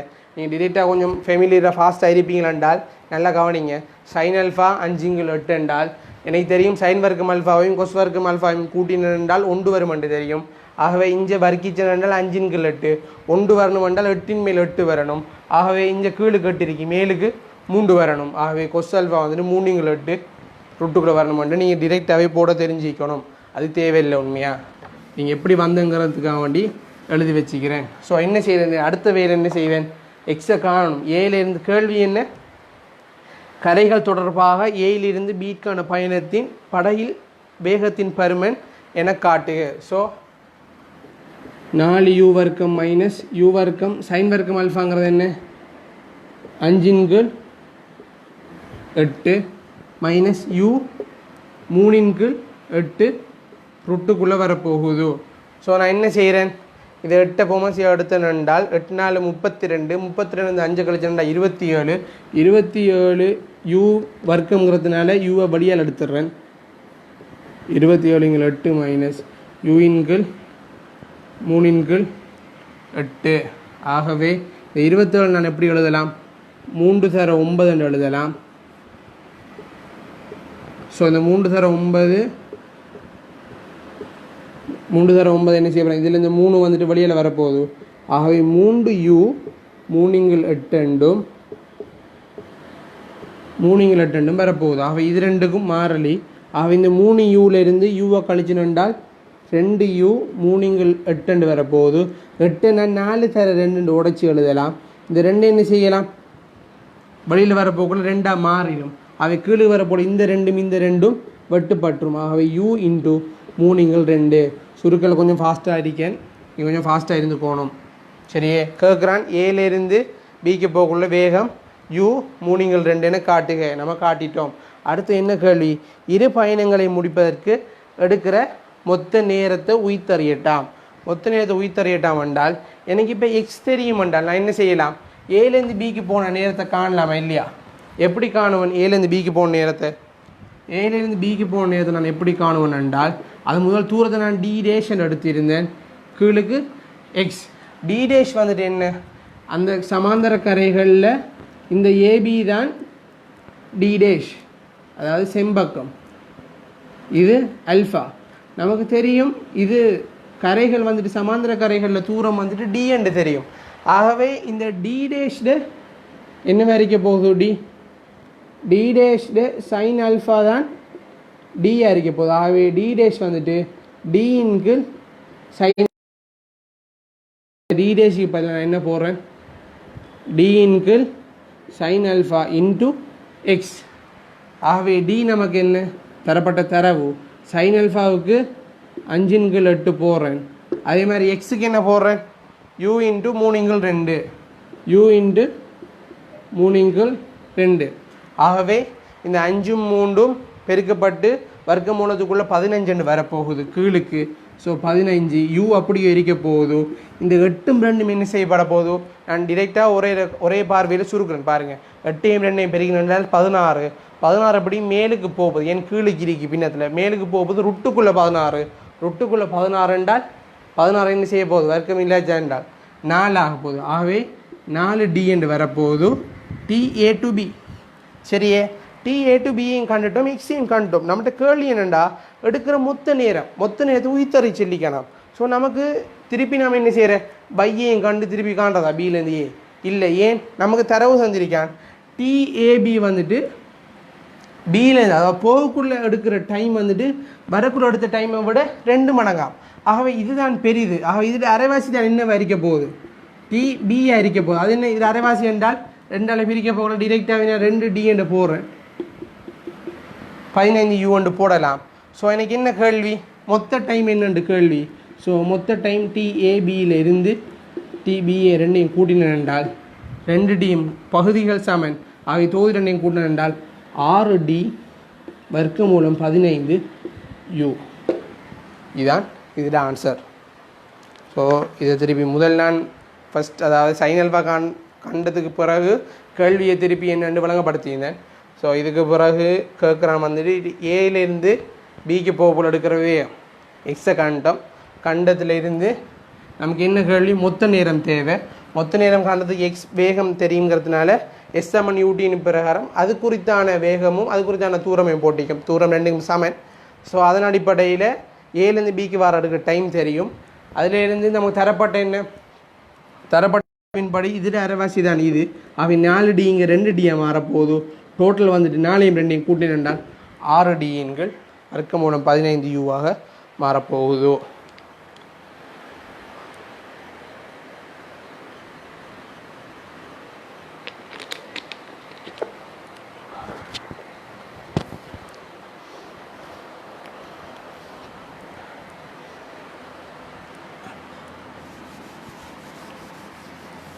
ஸோ அழிக்கிறேன். அடுத்த கேள்வி 2008ஆம் ஆண்டு கேள்வியை பார்ப்போம். முதல் பாஸ் பேப்பரை நம்ம அணுகக்கூடிய மாதிரி இருக்குமெண்டா மற்ற கேள்விகள் எல்லாம் செய்யலாம். ஆகவே பாஸ் பேப்பரையே நம்ம ஃபுல்லாக தரவாக்கி போட்டு அதுக்கு பிறகு டைம் இருக்குமென்றால் மற்ற முதல் கேள்விகளை செய்யக்கூடிய மாதிரி இருக்கும். ஸோ இதுவும் தேவையில்லை எனக்கு.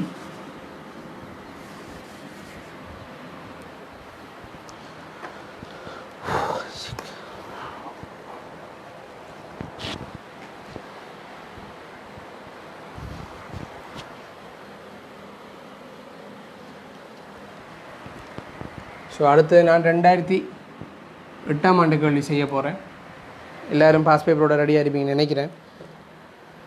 2008 முதலாவதுலேயும் அதே பி பாட்டை தான் வந்திருக்கு. அது என்ன கன்செப்ட் என்றால் நான் கேள்வியை வாசிக்கிறது முதல் டிரெக்டாகவே சொல்லிட்டு போகிறேன். அதாவது நான் அங்கே உலங்கு வானூர்தியை H எடுக்கிறேன். அதே மாதிரி காற்று W எடுக்கிறேன். அடுத்த பிறகு என்ன செய்கிறான் என்றால் கேள்வி என்ன கேள்வி வந்துட்டு அதாவது A கிலோமீட்டர் பக்க நீளத்தை உடைய ஒரு சதுர பாதையில் இந்த ஹெலி வந்துட்டு என்ன செய்யலாம் போகுதாம். ஸோ நான் ABயை X1 என்றும் இதில் X2 ஒன்று மாதிரி வேகங்களை போடுறேன். by2 ஒன்று ABCD திருப்பி டியிலிருந்து A வரைக்கும் போகுது. ஸோ அந்த டைமில் என்ன செய்கிறேன் நான் கவனிங்க நல்லா. காற்று வந்துட்டு என்ன செய்தாமென்றால் AB திசையோடு அதாவது காற்று வந்துட்டு AB திசையோட ஒரு கூர்ங்கோணம் தீட்டாவை ஆக்குதான். ஸோ காற்று வந்துட்டு இப்படி தான் வீச போகுது. இப்படி வீசக்குள்ள ABயோட ஒரு கூர்ங்கோணம் தீட்டாவாக்குதான். அதோடைய வேகம் வந்துட்டு W இருக்காம். அதில் நீங்கள் கேள்வியை வாட்சிங்க என்றால் வழங்கும். முதலாவது ஒரு உலங்கு வானூர்தி A பக்க நீளம் பக்கத்தை உடைய ஒரு சதுரப்பாதை ABCDயை சுற்றி எழுத்து ஒழுங்குமுறையினால் காட்டப்படும் போக்கில் காற்று தொடர்பாக V கிலோமீட்டர் கதை எனும் கதையுடன் பறக்கிறதாம். ஆகவே காற்று தொடர்பாக ஹெலிகாப்டர் வேகம் என்ன காற்று தொடர்பாக அதை நெச்சு நடக்கிறது. அதில் வேகம் வந்துட்டு B. ஸோ இவர திசை எனக்கு தெரியா. அதே மாதிரி பக்கம் ABயுடன் ஒரு கூர்ங்கோணம் தீட்டாவை ஆக்கும் திசையில் W எனும் வேகத்துடன் காற்று வீசுகின்றது. அதை நான் குறிச்சிட்டேன்.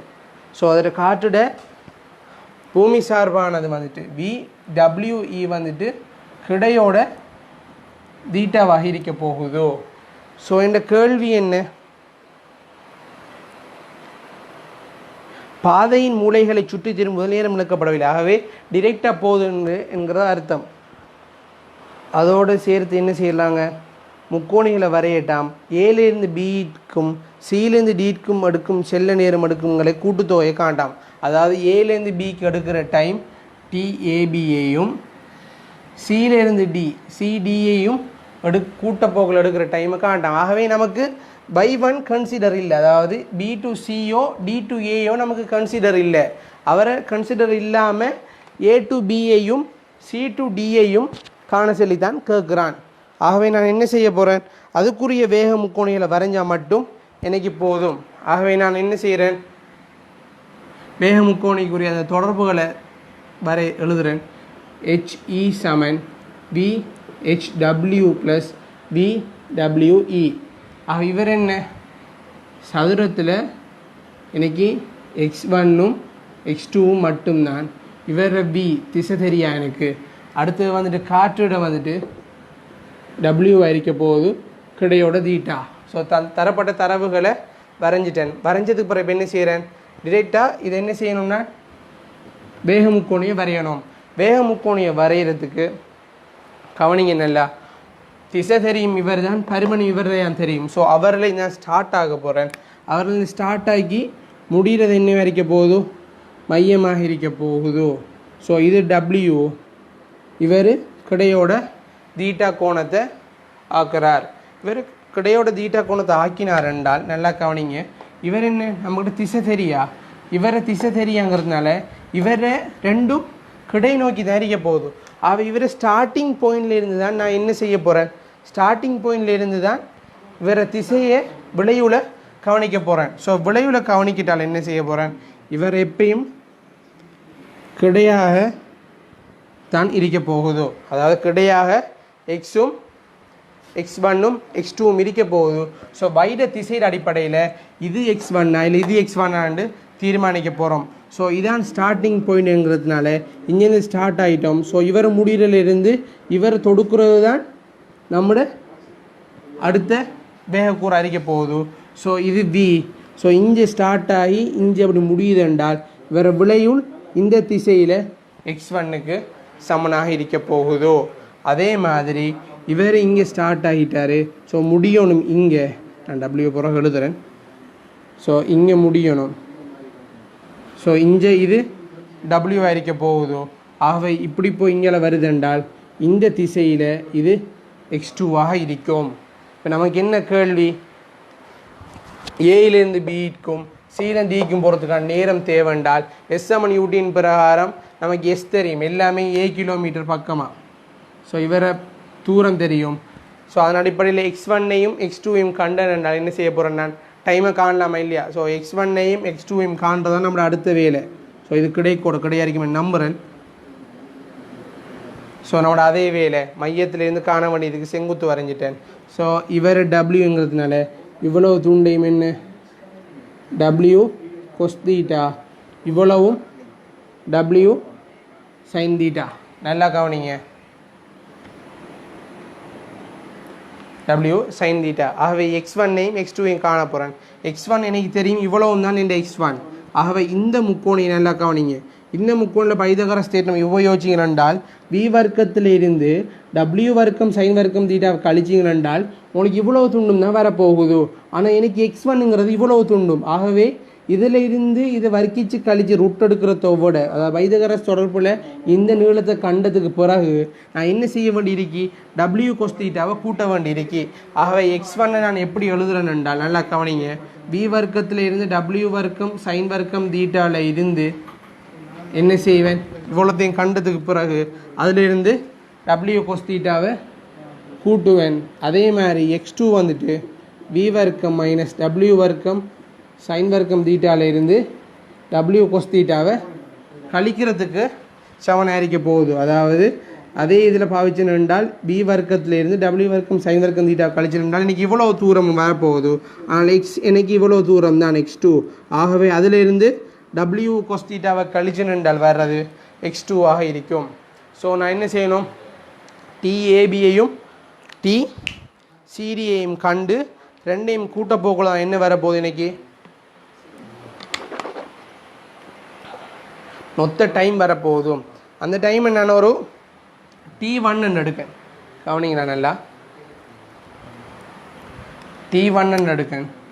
ஸோ அந்த T1 வந்து எதுக்கு சமன் அறிக்க போகுது என்றால் SMUTின் பிரகாரம் T வந்துட்டு தூரத்தின் கீழ் வேகம், தூரம் வந்துட்டு A கீழ் முதலாவது சந்தர்ப்பத்தில் x1 என்றும் அடுத்த சந்தர்ப்பம் x2 அமெரிக்க போகுது. ஆகவே நான் இங்கே என்ன செய்கிறேன், ஏயை பொது எடுத்தேன் என்றால் ஒன்றின்கள் x1ஐயும் ஒன்றின்கள் x2ஐயும் கூட்டுறதுக்கு இது சமனாக இருக்க போகுது. ஆகவே A இன்ட்டு பொமசி எடுத்துனென்றால் x1 x2வும் மேலுக்கு x1 + x2ஆகவும் இருக்க போகுது t1.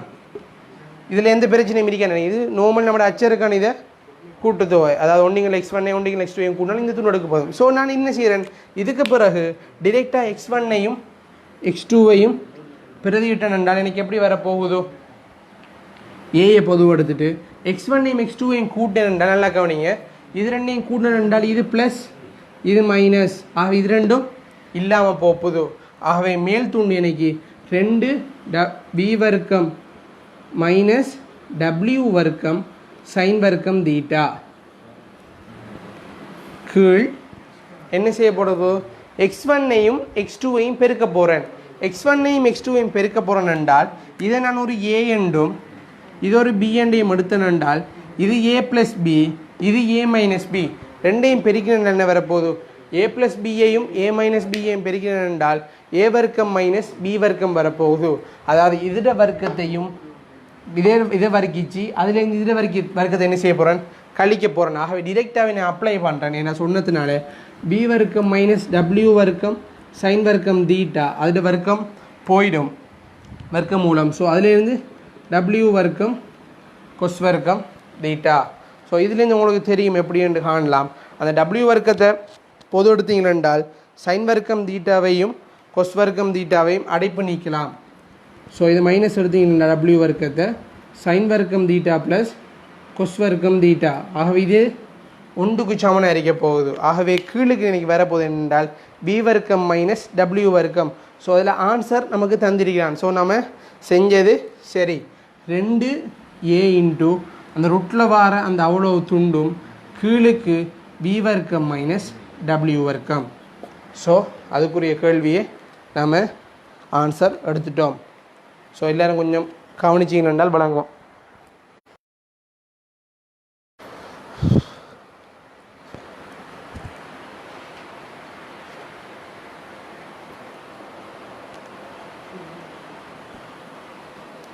இப்போ அடுத்த கேள்வி என்னென்றால், இது பிரயாணத்துக்கான மொத்த டைமையும் நம்ம என்ன செய்யட்டாம்,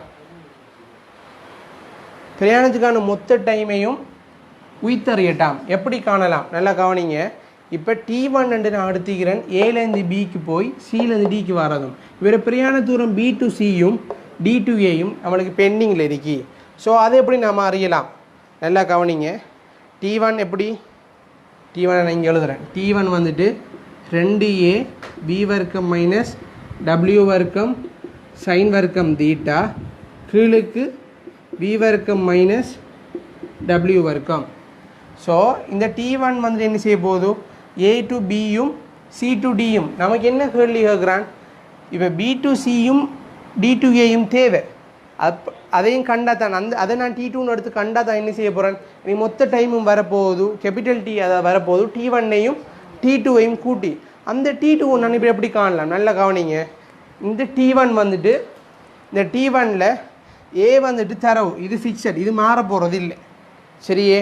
அதே மாதிரி இந்த டபிள்யூவும் மாற போகிறது, பியும் மாற போகிறது இல்லை.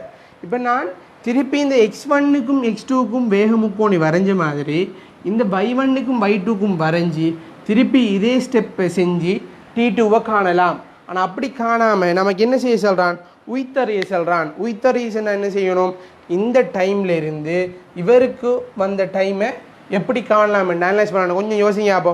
இதில் A தெரியும், B தெரியும், W தெரியும், எல்லாம் தந்துக்கிறான். இது எப்போ என்ன செய்ய போதும், அதாவது பிரயாணத்தில் அதாவது பிரயாண டைமில் இந்த ஏயோ இந்த வியோ இந்த டபிள்யூஓ மாற போகிறது இல்லை. ஆனால் என்ன மாறப்போகுது, நல்லா கவனிங்க, இந்த டீட்டா மாறப்போகுது.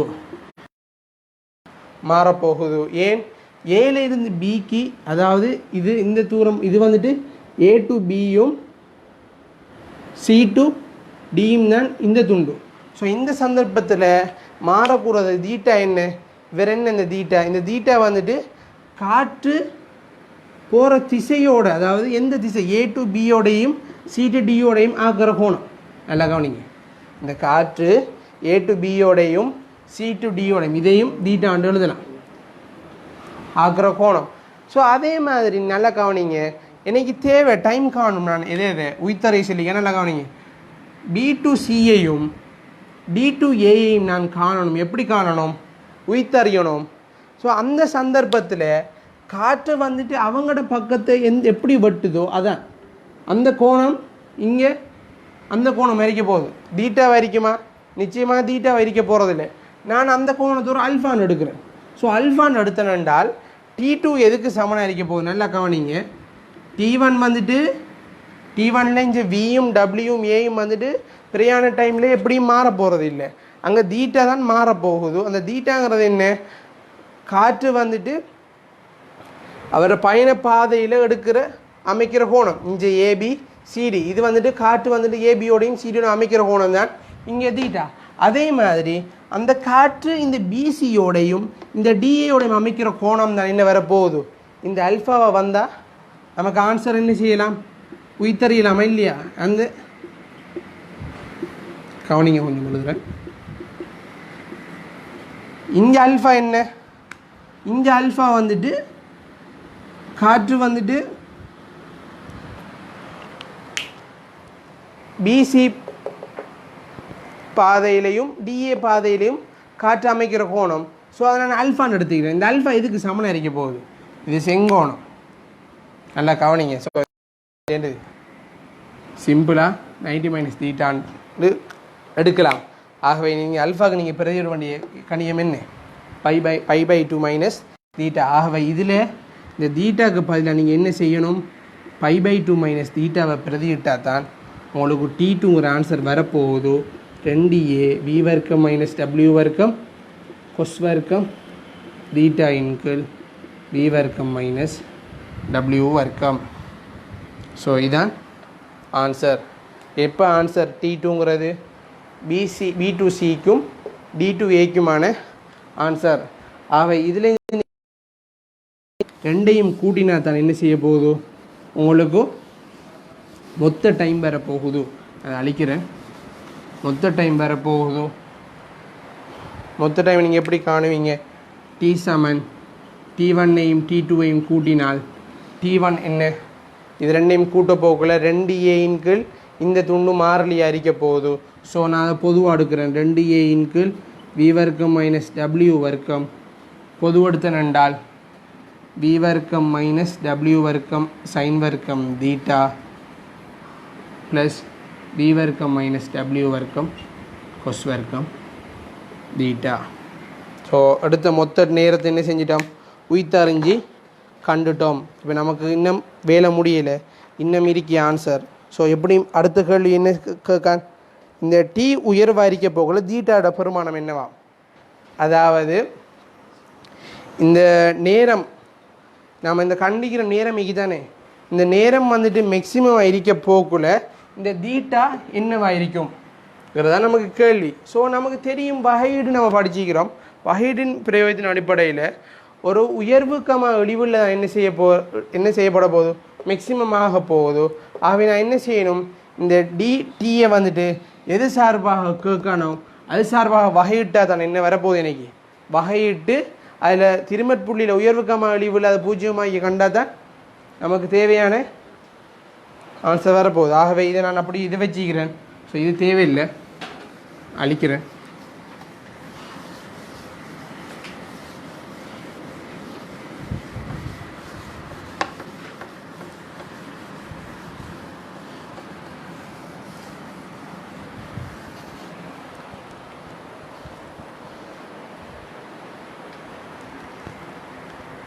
கவனிங்க, டீயை கண்டுட்டேன்.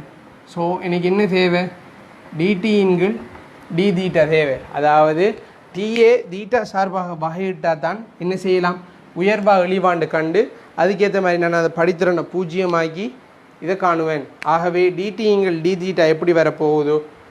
2a கீழ் v வர்க்கம் - w வர்க்கம் அப்படியோ இருக்க. நல்லா கவனிங்க, இந்த துண்டு மட்டும் வகையிடப்பட போகுது. ஸோ இது எப்படி வகையிடப்பட போகுது உங்களுக்கு எல்லாருக்கும் தெரியும். உதாரணத்துக்கு எக்ஸாம்பிளுக்கு எடுக்கிறேன். வகையிட்ட அறிவுப்படி வர்க்கமூலம் எக்ஸை நீங்கள் வகையிட்ட என்ன வரப்போகுது? 1 கீழ் 2 வர்க்கமூலம் எக்ஸ் வர்க்கம் அப்படி வரப்போகுது. தர இதில் வகையீடு அதான் வர்க்கமூலம் எக்ஸிட வகையீடு. அதே மாதிரி இதில் வகையீடு என்ன? 1 கீழ் 2 வகையீட்டுக்குள்ளே v வர்க்கம் மைனஸ் w வர்க்கம் sin வர்க்கம் தீட்டா. பிறகு என்ன செய்யணும், இதை வகையிடணும். இதை வகையிட போகல எப்படி வகையிடணும், இதை v வர்க்கத்தை வகையிறதுக்கு என்ன தீட்டா சார்பாக இல்லை, ஆகவே அவர் பூஜ்ஜியமாக போகிறார். அதிலிருந்து பூஜ்ஜியத்திலிருந்து மைனஸ் குறி கட்டாயம் வரப்போகுது, அதோடு சேர்த்து w வர்க்கம் இருக்க போகுது. என்ன செய்கிறேன்னா இந்த சைன் வர்க்கம் தீட்டாவை தான் அடுத்தது வகையிடணும். வகையிட போக்குள்ள 2 sin தீட்டா அண்டு சைன் வர்க்கம் தீட்டா வரப்போகுது வகையிட்டால், அதோடு சேர்த்து திருப்பி சைன் தீட்டாவை வகையிடணும் இன்டு கொஸ் தீட்டா. நல்லா கவனிங்க, v வர்க்கம் மைனஸ் w வர்க்கம் சைன் வர்க்கம் தீட்டா. ஸோ அதை என்ன செய்யணும், வகையிட போகிறேன். வகையிடுற சந்தர்ப்பத்தில் சைன் வர்க்கம் தீட்டாண்டு வரப்போகுது இன்டு கொஸ் தீட்டா ப்ளஸ் திருப்பி நம்மளோட இந்த துண்டு மாரி கவனிங்க, அதே மாதிரி இங்கேயும் வரப்போகுது. அதை நான் கொஞ்சம் கீழுக்காக எழுதுறேன். கவனிங்க, 2 v வர்க்கம் மைனஸ் w வர்க்கம் இங்கே கொஸ் வர்க்கம் தீட்டா. ஸோ அதை வகையிட போகல இந்த மைனஸ் w வர்க்கம் இருக்க போகுது. கொஸ் வர்க்கம் தீட்டா வகையிட போகல என்ன செய்ய போகுது, 2 முன்னுக்கு வந்து கொஸ் தீட்டாவாகி கொஸ் தீட்டா திருப்பி வகையிட போகல சைன் தீட்டாவாக மாறப்போகுது. ஆகவே இந்த துண்டு 2a கீழ் v வர்க்கம் மைனஸ் w வர்க்கம் இந்த ரெண்டும் இதில் போயிடும். நல்லா கவனிங்க, சுருக்கள் எல்லாம் உங்களெலாம் இருக்குது. சுருக்கள் வந்து நீங்கள் இதில் ஏதாவது ஒரு டேர்ம் போகுமென்றால் அவ்வளவும் பிழையாயிடும். ஸோ நீங்கள் எவ்வளோ மேக்ஸிமம் சுருக்கள் எவ்வளோ பை மிஸ்டேக் இல்லாமல் செய்கிறீங்களோ அந்த அளவுக்கு ஆகும். ஸோ நீங்கள் இதில் இந்த டைமில் கிளாஸஸ் அதெல்லாம் ஒன்றுமே இல்லை. ஸோ நீங்கள் எதில் வீக் அடிப்பீங்கன்னு பார்த்து சுருக்களில் வீக் அடிப்பீங்களால் அதுக்கு கொஞ்சம் கூடியாக ஒர்க் அவுட் பண்ணுங்கள். ஸோ சுருக்கள் எவ்வளோ ஃபாஸ்ட் அடிப்பீங்களோ இதெல்லாம் நீங்கள் மனசால் குயிக்காக செய்ய வேண்டியது. நான் எல்லாருக்கும் வழங்கணுங்கிறதுக்காக வேண்டி கொஞ்சம் ஸ்லோவாக கொஞ்சம் போகிறேன், இதோட கொஞ்சம் ஃபாஸ்ட்டாக போக இயலாங்கிறதுனால. ஸோ இங்கே வரப்போகுது மைனஸ் w வர்க்கம் சைன் தீட்டா கொஸ் தீட்டா. ஸோ நான் இந்த ரெண்டை சுருக்காமல் வச்சுக்கிறேன். சுருக்காமல் வச்சுட்டு என்ன செய்கிறேன் என்றால் கவனிங்க, இது சுருக்கலை இந்த ரெண்டுக்கும் பொதுவாக இருந்தால் பிறகு மைனஸ் மேலுக்கு எடுக்கிறேன்னா மைனஸ் w வர்க்கம் இந்த 2 சைன் தீட்டா கொஸ் தீட்டாவை சைன் 2 தீட்டான்னு எழுதுறேன் ப்ளஸ் கீழுக்கு என்ன வரப்போகுது 2 v வர்க்கம் மைனஸ் w வர்க்கம் சைன் வர்க்கம் தீட்டா. பிறகு இந்த மைனஸ் இன்டு மைனஸ் இது ப்ளஸ் ஆயிரும். ஆகவே ப்ளஸ் w வர்க்கம் சைன் 2 தீட்டாவின் கீழ் 2 v வர்க்கம் மைனஸ் w வர்க்கம் கொஸ் வர்க்கம் தீட்டா. ஸோ இதில் இந்த ரெண்டு வந்துட்டு பொதுவாக இருக்க போகுது. அவை ரெண்டும் என்ன செய்ய போகிறேன், நான் இது ரெண்டும் போக போகுது. ஆகவே நான் என்ன செய்கிறேன், சைன் 2 தீட்டா w வர்க்கம் சைன் 2 தீட்டா ரெண்டுக்கும் போதும். ஆகவே இந்த a இருக்க போகுது, a w வர்க்கம் கீழுக்கு v வர்க்கம் மைனஸ் w வர்க்கம். கவனிங்க நல்லா, இங்கே மைனஸ் 1 கீழ் v வர்க்கம் மைனஸ் w வர்க்கம் சைன் வர்க்கம் தீட்டா ப்ளஸ் இங்கே மேலுக்கு நான் அதை வழியில் எடுத்துட்டேன். ஸோ 1 கீழ் v வர்க்கம் மைனஸ் w வர்க்கம் கொஸ் வர்க்கம் தீட்டா. சரியா, இந்த டிடிங்கள் தீட்டா என்ன செய்கிறேன், ஏன் இதை நான் டிடிங்கள் டி தீட்டா எடுக்கணும் என்றால் டி வந்துட்டு உயர்வாக இருக்கிற சந்தர்ப்பத்தில் தீட்டாட பெருமதி என்ன கேட்குறான். ஆகவே பெருமதி என்னென்னு கேட்குறதா தீட்டா சார்பாக தான் நான் கட்டாயம் வகையிடணும், டிடிங்கள் டி தீட்டா டி சார்பாக. ஸோ அதன் அடிப்படையில் டீயை நான் கண்ட நான் டி தீட்டா வகையில் வகையிடுறேன். வகையிட்டதுக்கு பிறகு இவ்வளோ வேலையும் செஞ்சுக்கிறேன். ஸோ இது வகையீடு, இது தொடர்புக்கு சம்மந்தம் இல்லை. உங்களோட தொடர்பு கான்செப்ட் வந்து அந்த வட்டம் வரைஞ்சி தொடர்பு கோட்பாடு முடியுது. அதுக்கு பிறகு அவ்வளவும் உங்களோட மெட்ஸில் நீங்கள் எவ்வளோ ஃபாஸ்ட்டாக இருக்கீங்க, எவ்வளோ கேப்பபிளாக இருக்கீங்கன்னு பார்த்து தான் அதன் அடிப்படையில் தான் உங்களோட மெட்ஸ் வந்துட்டு சிம்பிளிஃபிகேஷன், அதாவது சுருக்கள் வந்துட்டு அமைய போகுது. ஸோ அதை நல்லா கவனிங்க. அதில் என்ன செய்யலாம்,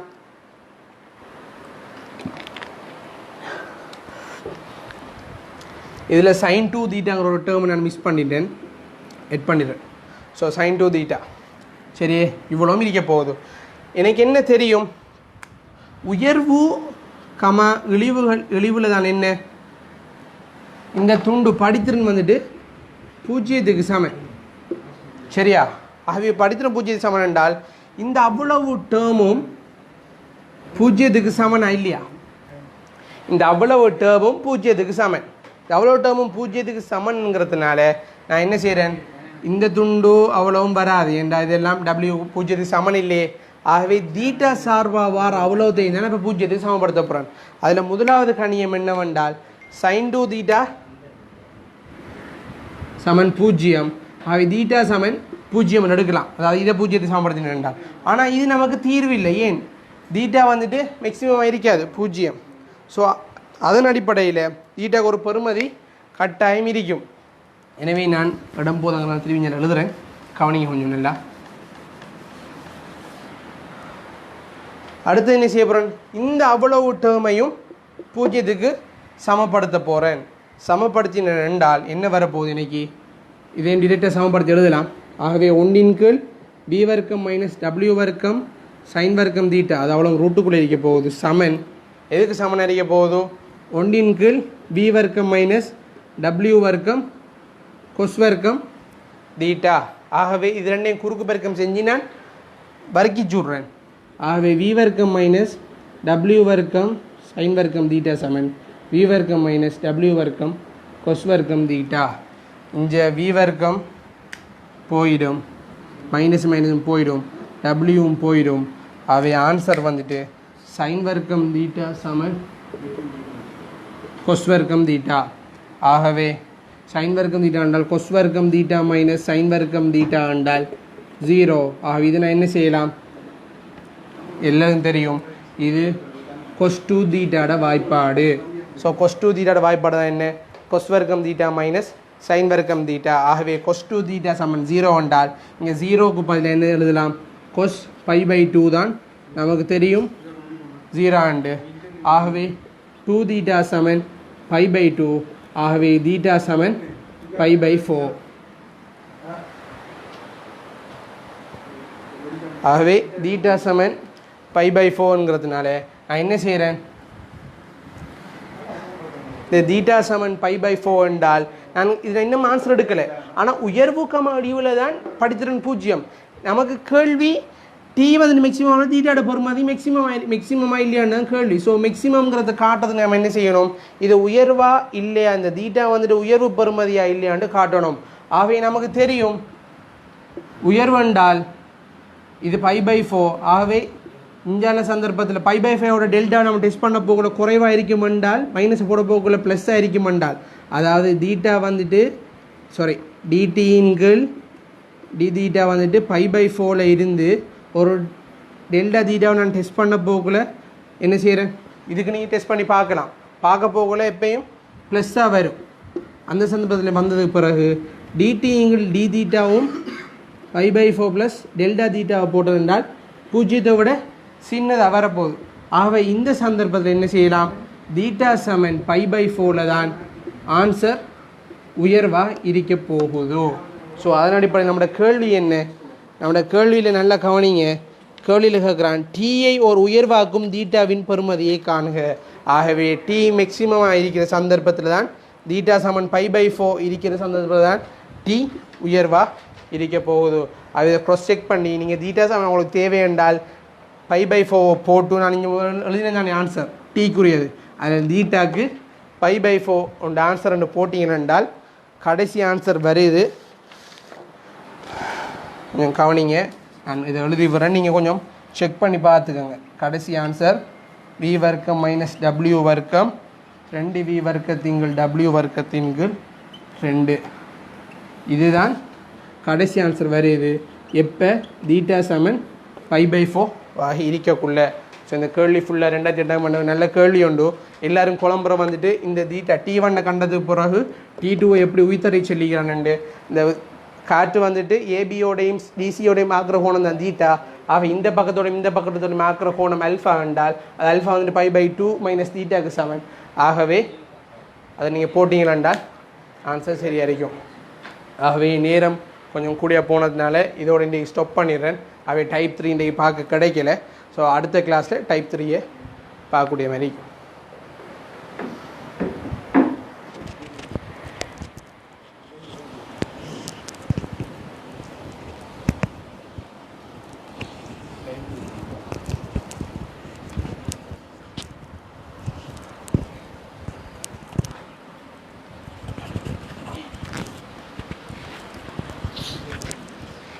நண்பர்களுக்கு அஸ்ஸலாமு அலைக்கும் வரஹ்மத்துல்லாஹி வபரகாத்துஹு. உண்மையில் ஒரு சிறந்த இந்த பாடத்தினை நீங்கள் கற்றிருப்பீர்கள். உண்மையில் பல பிரச்சனைகளுக்கு மத்தியில், பல சவால்களுக்கு மத்தியில் இந்த வகுப்பினை நாங்கள் தொடர்ச்சியாக கொண்டு செல்ல வேண்டிய கட்டாய கடமை இருக்கிறது. தொடர்ச்சியான வகுப்பு இது. உண்மையில் எங்களுடைய ஆக்கில் அகமது அவர்கள் சிறந்த முறையிலே உங்களுக்கு லெக்சர் பண்ணியிருந்தார். சிறந்த முறையிலே உங்களுக்கு கற்பித்திலே அவர் மேற்கொண்டிருந்தார். உண்மையில் அவரை பார்க்கின்ற பொழுது சந்தோஷமாக இருக்கிறது. அவர் எதிர்காலத்திலே ஒரு சிறந்த பொறியாளராக மட்டுமல்லாமல் ஒரு சிறந்த ஒரு லெக்சராகவும் எங்களுடைய மாணவர்களுக்கு சிறந்த கல்வியினை ஊட்டக்கூடிய ஒரு ஆசானாகவும் வர வேண்டும் என்பதுதான் இந்த என்னுடைய எதிர்பார்ப்பாகிறது. அஸ்ஸலாமு அலைக்கும். இங்கே கொஞ்சம் வாருங்கள். உண்மையில் உங்களுக்கு சிலரை தெரிந்திருக்கும், சிலரை தெரியாமல் விட்டிருக்கும், அல்லது இன்றைய நேர்கள் உங்களுக்கு சிலருக்கு பரிச்சயமாக இருக்கும், பரிச்சயம் இல்லாமல் இருக்கும். நீங்கள் உங்களை பற்றி ஒரு சிறு ஒரு அறிமுகத்தை செய்ததால் நல்லாக இருக்கும். உங்களுடைய தந்தையார் நீங்கள் எங்கே இருக்கிறது? என் பேர் அக்கீல் அகமட். நான் வந்துட்டு 2015 A-level செஞ்சேன். நான் இப்போது நான் ஸ்கூல் வந்து அலஷக்கில் தான் படித்தேன். நான் A-level வந்து 2015 எடுத்து ஃபைனல் இன்ஜினியரிங் கிடச்சி நான் யூனிவர்சிட்டி ஆஃப் ஸ்ரீ ஜெயவர்ணபுரையில் இன்ஜினியரிங் ஃபேக்கல்ட்டியில் செலக்ட் ஆனேன். நான் இப்போ நான் எலக்ட்ரிக்கல் அண்ட் எலக்ட்ரானிக் இன்ஜினியரிங்கில் ஃபைனல் இயர் ஆகிக்கிறேன். 3rd year முடிஞ்சு இப்போ ஃபைனல் இயருக்கு அடுத்ததாக வெயிட் பண்ணி கொண்டு ஆரம்ப கல்வி இந்த பாடம் ஆரம்ப கல்வி வந்து அசஃபா வித்யாரத்தில் இருந்தேன். நான் பிறகு கிரேட் 6 to 9 வரையும் நான் கொழும்பு டிஎஸில் படித்தேன். நான் அதுக்கு பிறகு திருப்பி O-levelக்கு திருப்பி அலஷக்கில் வந்து ஊரில் கல்வி கற்ற தொடங்குறதுக்கு வசதியாக இருந்துச்சு. உண்மையில் நீங்கள் ஆரம்பத்திலே சிறு பிராயமாக இருக்கிற பொழுது உங்களுடைய எதிர்கால லட்சியம் எதுவாக இருந்ததா? இன்ஜினியராக வேண்டும் என்பதுதான் இருந்தது. சரி, இந்த சந்தர்ப்பத்தில் நீங்கள் எந்த அளவுக்கு வளர்ந்து இப்பொழுது உலகம் போற்றக்கூடிய ஒரு ஆசானாக வந்திருக்கிறோம். இன்ஷா அல்லாஹ் அவங்களுடைய கனவு இதை விட மேலோங்க வேண்டும் என்று நாங்கள் பிரார்த்தித்து, குறிப்பாக இந்த துறைக்கு வர்றதுக்கான உங்களுக்கு உந்து சக்தியாக உங்கள் பெற்றோர்கள் இருந்திருப்பார்கள். அதனோடு இணைந்து வேறு யாருக்கெல்லாம் நீங்கள் நன்றி ஒரு ஆசைப்படுவீங்க? முதற்கான இறைவனுக்கு நன்றியை தெரிவித்து கொண்டு, நிறைய கஷ்டத்தெலாம் படிச்சுக்கிறோம் எல்லோரும். ஒவ்வொருத்தரும் ஒவ்வொரு பர்சனல் பேக்ரவுண்ட் ஸ்டோரி இருக்கும். அதோடு சேர்த்து இனி பெற்றோர துவா இல்லாமல் எந்த நடவடிக்கையும் இல்லை. ஸோ முதற்கான பெற்றோருக்கு உதவி செஞ்சு எனக்கு படிப்பித்த ஆசிரியர் அனைவர்களுக்கும், உதவி செய்த நண்பர்கள், அனைத்து உறவினர்களுக்கும் நன்றி தெரிவித்து கொள்ள கடமைப்படுகிறேன். நிச்சயமாக உங்களை பார்க்கின்ற பொழுது இன்னும் கேள்விகள் கேட்டுக்கொண்டு இருக்கிறது போல் இருக்கின்றது. நேரம் சென்று கொண்டிருக்கிறது. உண்மையில் ஒரு சிறந்த ஒரு விரிவுரையை நீங்கள் ஆற்றுவீர்கள். நீங்கள் மாணவர்களுக்கு குறிப்பாக சொல்ல வேண்டிய முக்கியமான ஷார்ட் அண்ட் ஸ்வீட்டான சொல்லக்கூடிய விஷயம் என்ன? அவர்கள் இந்த பரீட்சைக்கு தயாராகின்ற பொழுது இலகு வழியாக நீங்கள் சொல்லக்கூடிய விஷயங்கள், அதாவது கட்டாயம் நேர முகாமித்துவம் இருக்கணும். நேரத்தை வீணடிக்காமல் நேர முகாமித்துவம் இருக்கணும். அதோடு சேர்த்து நீங்கள் நிறைய பேர் A-level அதுவும் பயோ சயின்ஸோ அதில் ஃபிசிக்கல் சயின்ஸோ படிக்கிறார்கள், நிறைய ரஷ்ஷாக இருப்பீங்க. படிக்கிறது கொஞ்சம் கஷ்டம் இல்லாமல் எப்போயுமே ஒர்க் லோட் இருக்கும். ஸோ அது எல்லாத்தையும் யோசிக்காமல் பொருட்படுத்தாமல் படித்தது எவ்வளோ படிச்சிங்களோ உங்களோட கேப்பபிள் எதுன்னு நீங்களே அறிஞ்சு அதுக்கேற்ற மாதிரி நீங்கள் ஒர்க் அவுட் பண்ணக்கூடிய மாதிரி இருந்தீங்கள் என்றால் இன்ஷால் நல்ல பெறுபவர்களை பெறலாம். ஸோ இனி இந்தோட்டுடைய ஒரு இணைய வழி கற்பித்தல் ஒரு முயற்சியினூடாக எந்த ஒரு பாட்டாக நான் கம்பைன் மேட்ஸில் ரிலேட்டிவ் அதாவது இந்த செக்ஷன் நிறைய பேருக்கு டவுட் ஆகிறேன். ஸோ அந்த செக்ஷன் அடுத்ததில் நன்றி. இந்த வாய்ப்பளித்த இறைவனுக்கு நன்றியை தந்து ஒரு நெக்ஸ்ட் வீக் மாதிரி, அதாவது மாணவர்கள் இன்னும் சப்போர்ட் தந்தாங்கள் என்றால், அதாவது இந்த லெக்சர் வந்துட்டு எல்லாருக்கும் பிடிக்குமென்றாலோ நிறைய மாணவர்கள் சென்றடை நீங்கள் விரும்பினாலோ செய்வோம், செய்கிறதுக்கு உறுதி நினைக்கும். உண்மையில் இந்த பிரச்சனையான காலத்திலும் இந்த ஊற்றுடைய உங்களுக்காக இந்த கல்வி நடவடிக்கைகளில் ஈடுபட்டுக் கொள்கிறது. இந்த சந்தர்ப்பத்தில் என்னோடு இணைந்து தொழில்நுட்பத்தில் உதவி செய்ய அன்புக்குரிய நண்பர் தொழில்நுட்ப பிரிவுக்கு பொறுப்பாளியாக இருக்கின்ற ஆதம்பாவா அசீம் அவர்களுக்கும், அதேபோன்று ஆக்கில் அஹமது அவர்களுக்கும், அவருடைய சகோதரர் அவர்களுக்கும், அதேபோன்று இந்த நிகழ்ச்சியை பார்த்து கொண்டிருக்கின்ற மாணவர்கள் எங்களுடைய நேர்கள் அவர்களுக்கு நன்றிகளை கூறி, உங்களுக்கு ஏதாவது டவுட்டுகள் இருந்தால் நாங்கள் முன்பு அங்கே மேலே நாங்கள் குறிப்பிட்டிருக்கிற தொலைபேசி இலக்கம், எனவே தயவு செய்து அந்த தொலைபேசி இலக்கத்தோடு நீங்கள் தொடர்பு கொண்டு உங்களுடைய சந்தேகங்களை கேட்டுக்கொள்ளலாம் என்று தெரிவித்துக் கொண்டு, இன்ஷா அல்லாஹ் மற்றொரு அந்த நேரடி கிளாஸின் மூலமாக, டீச்சர் லைவ் மூலமாக உங்கள் அனைவரையும் சந்திக்கும் வரை சலாம் கூறி விடைபெற்றுக் கொள்கின்றோம். அஸ்ஸலாமு அலைக்கும் வரஹ்மத்துல்லாஹி வபரகாத்துஹு.